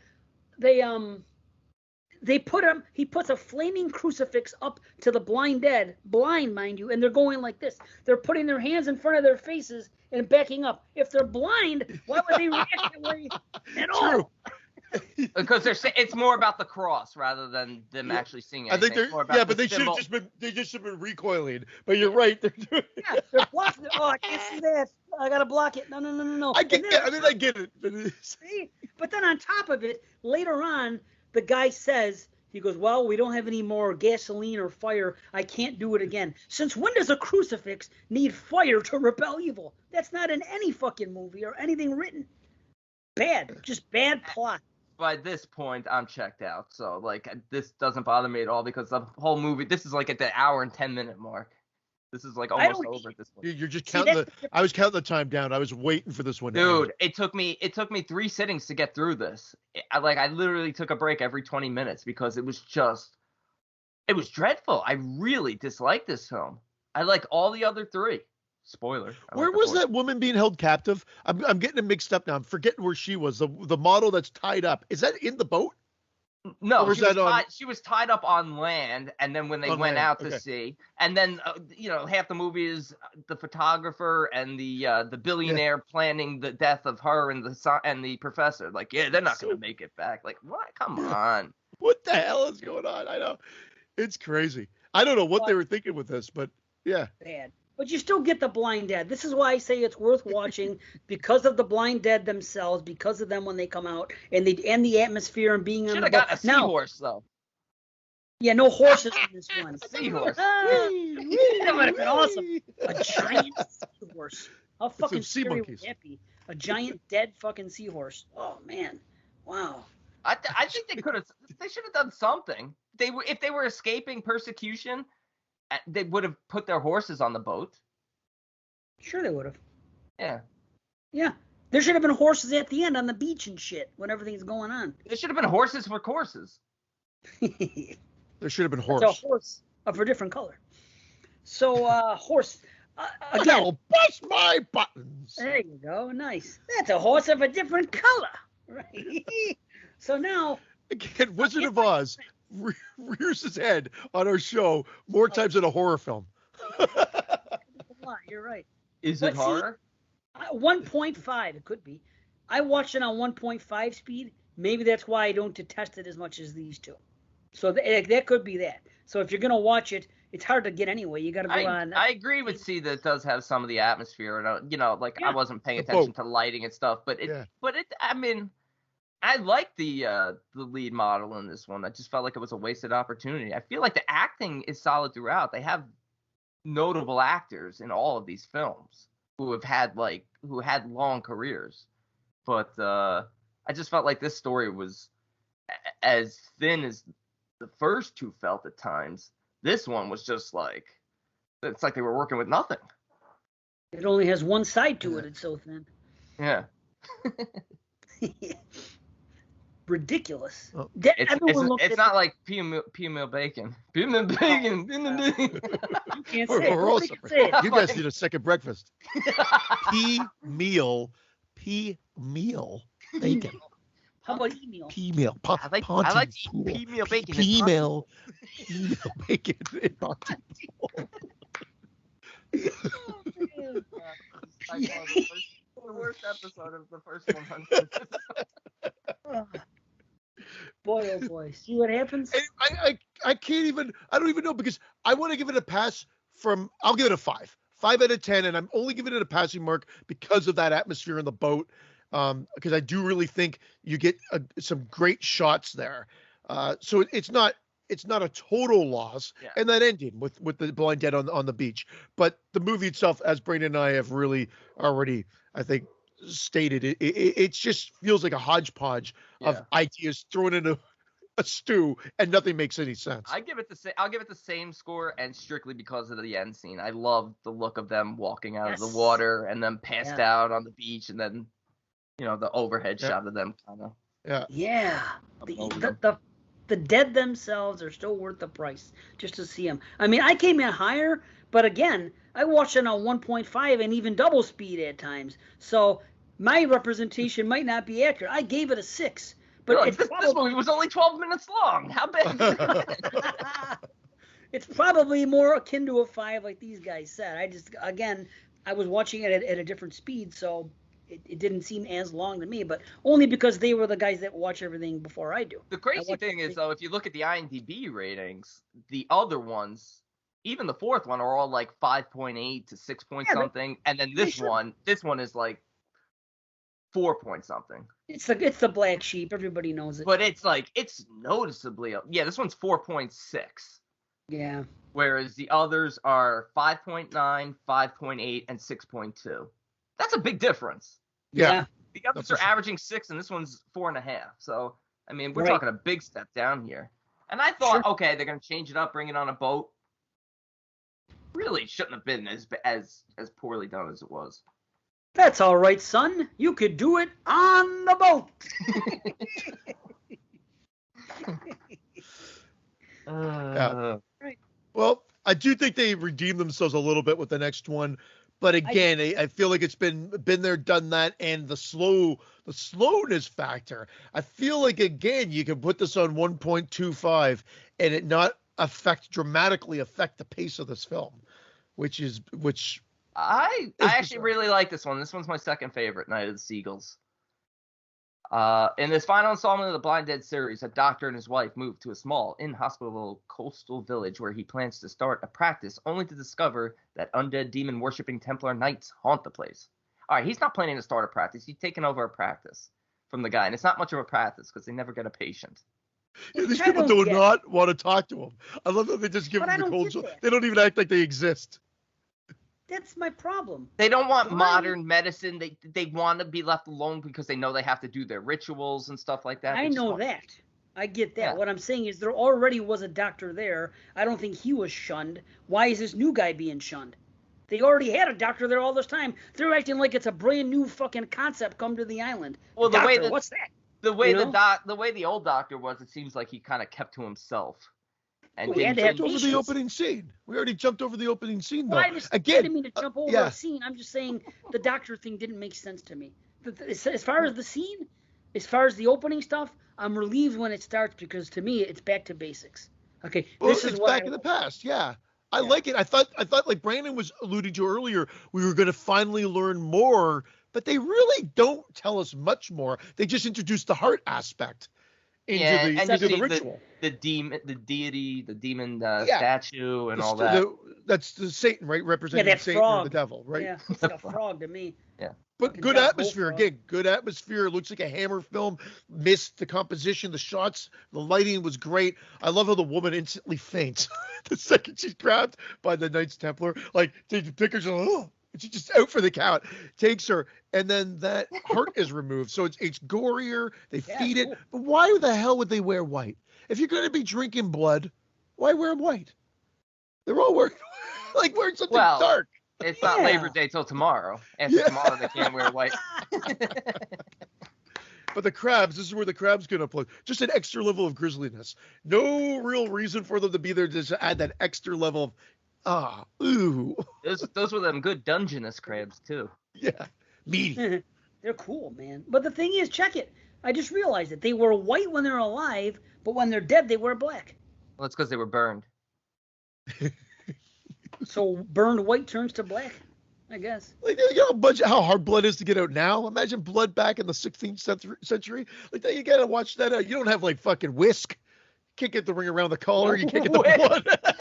Is whisk still around? Ring around the collar. Whisk.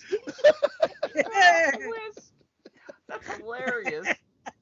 Whisk, ring around the collar. I haven't heard whisk in forever. I'm so bad. I was gonna say Calgon, take me away, and that's not even a fucking detergent. It's a fucking something for your bath, I think, right? Calgon. I don't even know, but they had neither back then. And then, like, all of a sudden, like, they're like I said, they drink blood with white clothing on.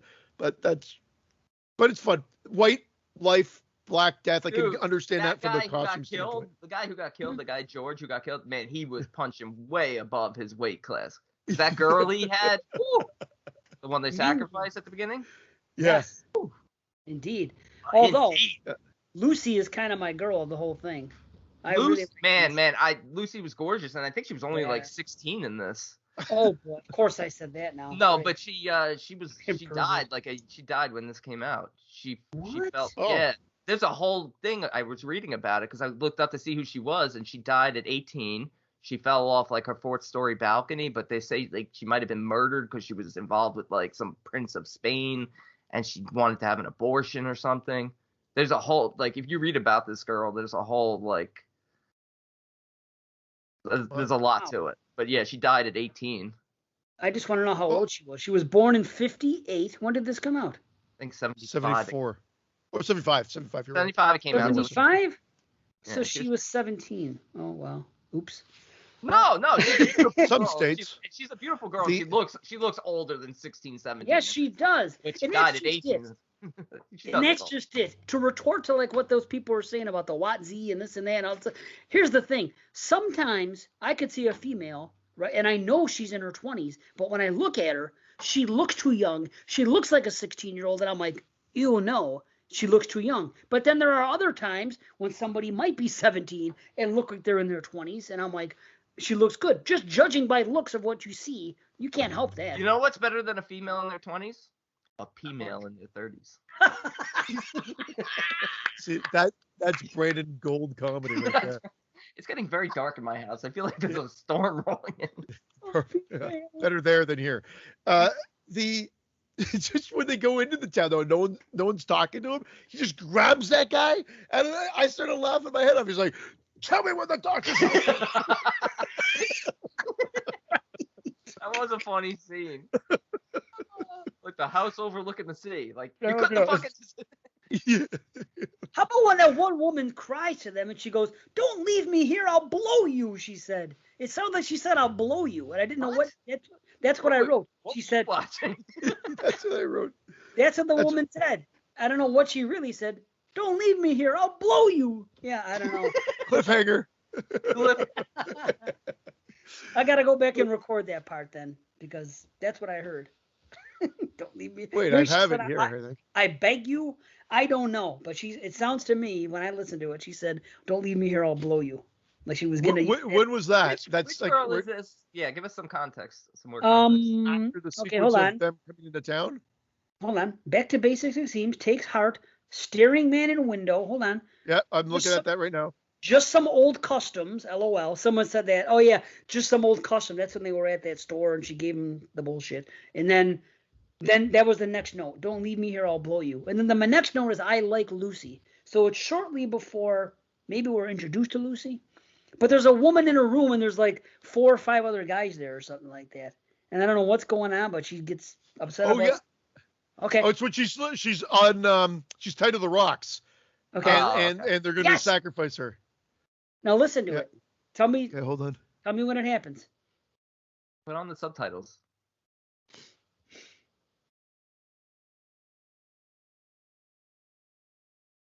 You guys keep talking.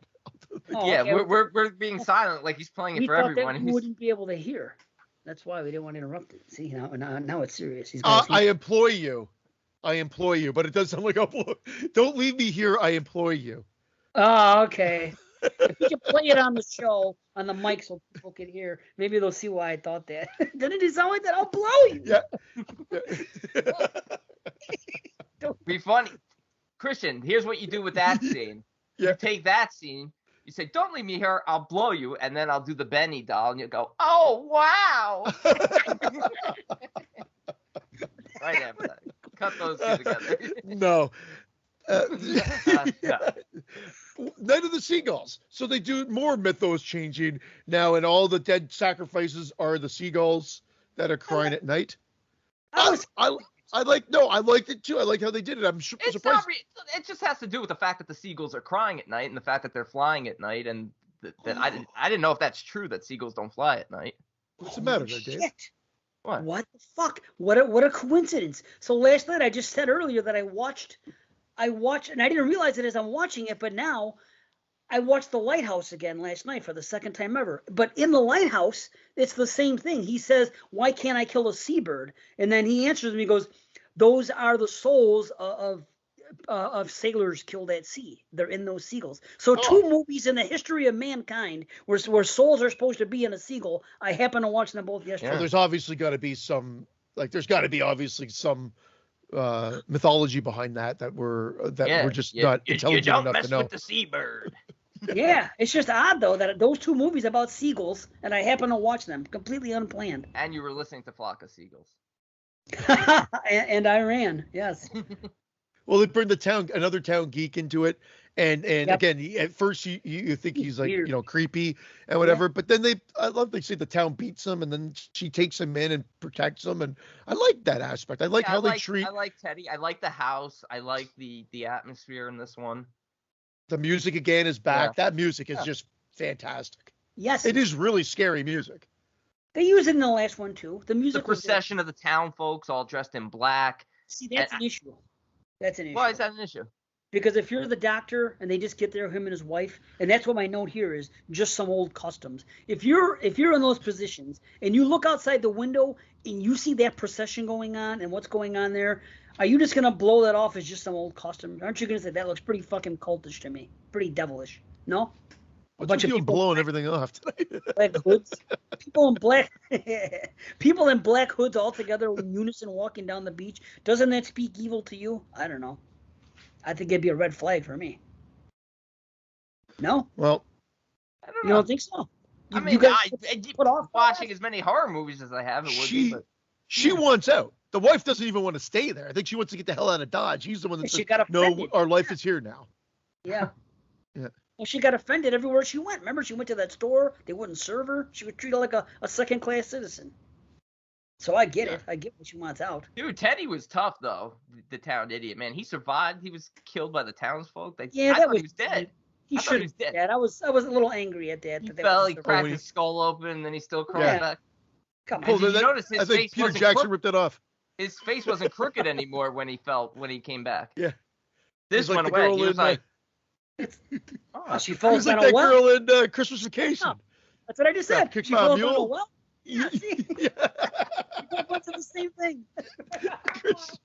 Kicked by a mule, rising across, she falls down a well. They're fixed or whatever. I don't know. Yeah. Amazing. Same thing. The guy did get cured. Yeah. Oh shit. That's it. I'm not ugly no more. Yeah, well, you're still stupid.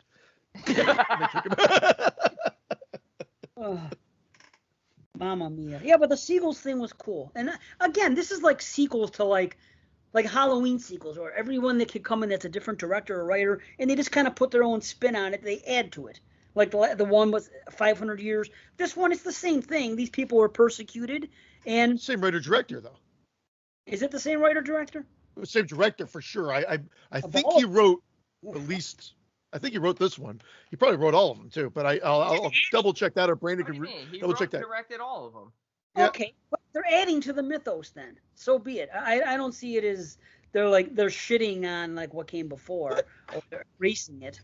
But it's like they sprinkle a little mythos salt into the mix. But it's like Brandon, like there could have been so much more. Like there could have been. I like this one. I don't think that they added anything that was like what, No, that was the third one. I think that's the third one. Right. This one's fine. I think they sprinkle it with a little bit like refreshing salt. But that's what the hell's refreshing salt? What am I talking about? What is going on here today? I believe that's the main ingredient in pea meal bacon. Thank you. I was gonna say, isn't that what you sprinkle on your pea meal? They're both going for the same thing. Anyway, yeah. No, this one is definitely. This one falls in line. Like if you took the third out and it was just a trilogy, the third would be the one booted out, and then you'd have 1, 2, and this one, and that would be your trilogy. Agreed. And I don't think you're not missing anything. There's no reference to the last movie. There's no reference to any of the movies. Really. I wanted them to cut back at the end of the film to see if the doctor ever made it to the next town by mule. The new doctor has to walk them 6 miles in the woods till they get to a fucking mule. He's like, "You be okay?" Yeah, it's like next town's only like an hour and a half away. I love when the town is getting the hell out of Dodge. They're hightailing it out of there, if you will. And he's like, "Hey, wait, that sounds like my car or our car." And they look out the door and you see like, "Whee!" And all these town folk are like taking off in their car. Like yeah, they actually should have had a scene where they run down the guy on the donkey. The old doctor. Donkey. That would have been great. And then the donkey talks. What an ass. Oh, shit. Yeah, what an ass, he says. Mamma mia. Pea meal, sorry. She meal. What the fuck? I thought anyway. It was kind of weird that girl got killed. I thought she was going to survive. And then all of a sudden she just dies again. Again, is it Holly? I'm forgetting the names, though. Not the married couple. Yeah, Lucy. So she ends up getting killed at the end. And it was weird because I thought she was going to be alive because they almost seems like they stop it right as they're about to like chop down on her. But then the husband, Henry, is saying something like, "Oh, she sinned, so she's paying for her punishment or something." What did she do? She didn't do anything. She was supposed to be one of the sacrifices. But yeah, she fell off the horse in the water. Yeah. Oh, yeah. And then, again, that was very slow-mo. Love their slow-mo stuff there. Yeah. And then they always seem like they're far away, the blind dead, and then the second you look up, they're right there, and then they kill you. Yeah, they're yeah. That's where Jason got it from. They can see. Well, see, that's just it. Okay, they can see. Now, they tie somebody to a freaking thing to sacrifice. If they're blind, how do they know where to go and when to go get the sacrifice? They sense it. I guess sense of smell. How do they know when they're done wiping? They also, again, have a keen sense of smell. Well, they use a mud flap just to be sure when they're done. What was the way they killed him again? Oh, they destroyed the Satan thing.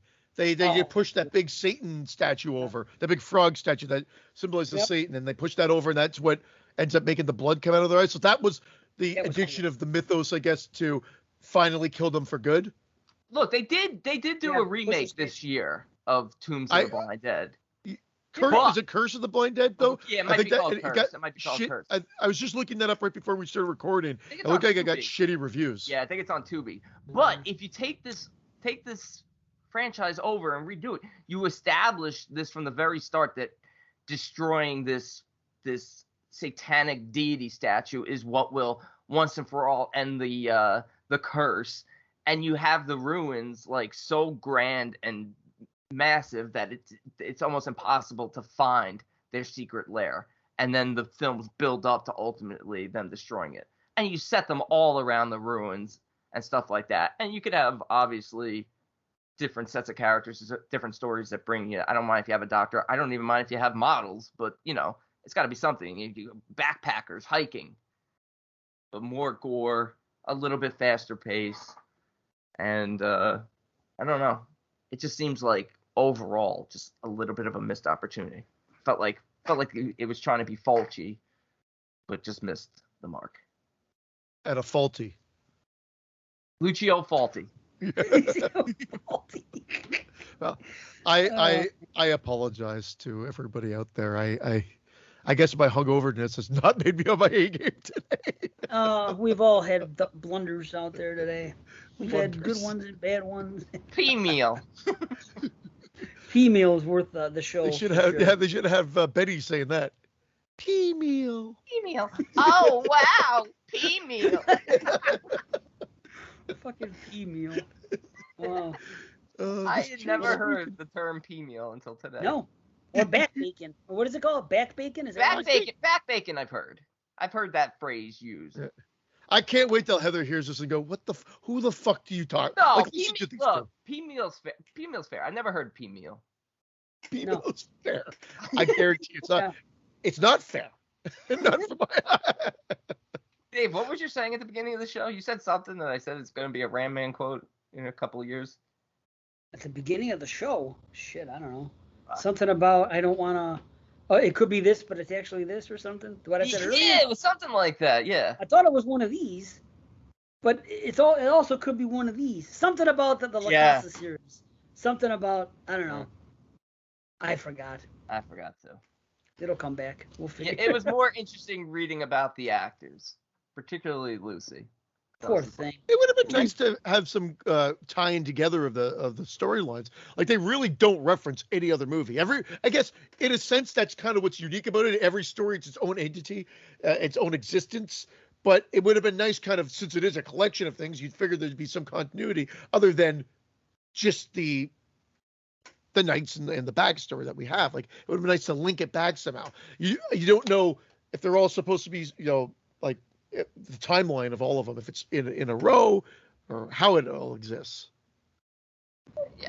Yeah, But I guess other than that, I mean, that's nitpicking. I mean, as standalones, they work. Like if you pop this one on, you're like, oh my God, I'm lost in the story. No, you can just put on Night of the Seagulls as its own movie.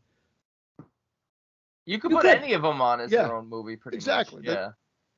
That's it. So there's no right way to watch these or wrong way, unless you want to just watch them in the order that they were made. But otherwise, if there's nothing that you're missing, if you start with the third, move to the first, go to the fourth, and then do the second in traditional Christian fashion, that's how I would watch them. I'm Jewish. I don't do anything in traditional Christian fashion. Yeah. Meal. Oh man, that's good. Anyway, I give this the same rating as the second. I give it a 7 out of 10. Me too. I don't know if everybody's done. I just I'll go 7.25. Ah, he's quartering everything in sight. I'm quartering. Yeah. He's quartering for the P-meal. Wait, let me average out my grades now. So that would be 2 7s, a 7.5, and a 5. So 1.5 divided by 4. Yeah. Mm-hmm. Mine probably comes to a 7, 7.5, 7, 6 and 6.5. Although my 6 is really a 5. Again, it's got to be. There's just it's all that speed. You know what I mean? Watching it on double. They did do a lot of walking Walking around. ahead. My average is 6.75. My average is 6.5, I think.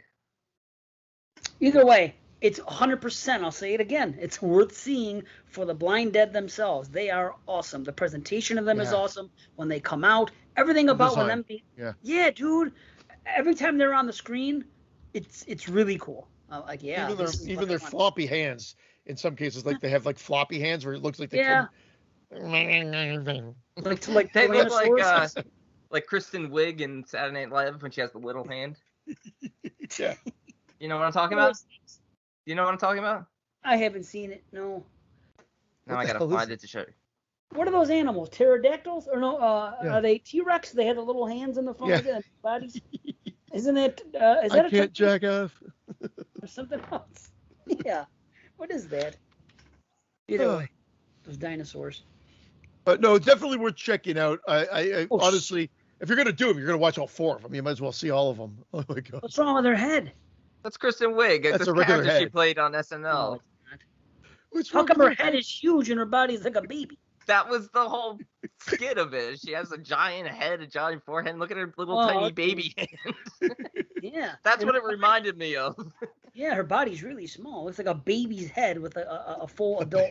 I mean, a baby. It looks like a baby's head with a full adult diaper. A baby's body with a full adult head. What would be funnier? A baby's body with a full-grown person's head, or a full-grown person with a baby's head? The baby's head would be scarier. Yeah. With the full-grown body. But wait, what was the first one? What was the first one? A baby's body with a full-grown person's head. That would be funnier. Yeah. Which would you rather? What would be a scarier thing to be chased by? The baby head with a full-grown body. That'd be freaky. No, I go the other way. Yeah. The smaller body. How about those dogs in Nightmare 2 that have human faces? Would that scare you? No. I laugh just like I do when I watch the movie. It would scare me. In real life, it would scare the shit out of me. Of course it would. Not as much as Robert Russler's acting. Oh. Dad! Wait, hey, what's wrong, bro? Oh, Freddy's coming out of you, bro? Okay. What the fuck's the matter with you, bro? That's awesome. Oh, good old Rustler. Nice. Whew. Anyway. Wow. We did it. We did it, everybody. I'm telling you, the long shows, the big shows, are actually somehow shorter sometimes. Or not necessarily bigger in length, you know? Not necessarily bigger in stature, yeah. Well, in girth, definitely. Because, it's a Wayne and girth? Wow. There should be a Wayne's World porno. His friend should be girth, and his friend should be girth. Wayne is my thing, and he's a little Girth Algar, and comes in and just fucking anal someone. Yeah, I was about to say anal. What's that thing we had before? Anal course. Analingus. Anal course. Anal course. Anal course volume 2. Wayne and girth. Wayne and girth. That's really funny for some reason. I don't know why. It could be a gay one. Like volume 4 or 5 could be gay. 2 guys. Wayne and girth. You know what I mean? And they could be dressed up like those guys from SNL. And then the girl, it could be a whole SNL skit porno. And the girl with the big head and the baby's body could be in there. Yeah, they get like a little person dressed as a baby or something. Although that might be offensive. Although, it's not offensive if they're making money. They're happy to do it. Was it Serbian film now? Holy shit. I got no clue what's going on. Yeah. I don't know. I like Wayne and Girth though. Yeah, Wayne and Girth is good. Girth Algar. Something somebody, I don't know. They went the wrong way. They hit the anal course. The anal course. I just fucking love it. And then the guy would say, baby, we're on course. We're on course. Yeah, the anal course. We get all kinds of stuff. They took a wrong turn on the Hershey Highway. Brendan's face is beautiful. I love when he doesn't appreciate anything. Yeah, that is good. That is good. Yeah, that is good. That is good when he doesn't appreciate anything. It's entertaining. Yeah. See? Yeah. See. And now we've come to the end. Enough is enough, folks. This is the end. Beautiful. Of the show for good. After this one. Yeah, that's what we P meals. Yeah, all that good stuff. That brought him down. Fucking eggs Benedict. Wow. So anyway, I guess we should be out of here. Enough is enough. The blind dead are dead. We've come to the end. So I don't know how to end the fucking show. So Manchichi, we love you all. We'll see you next show. Hey, Mill!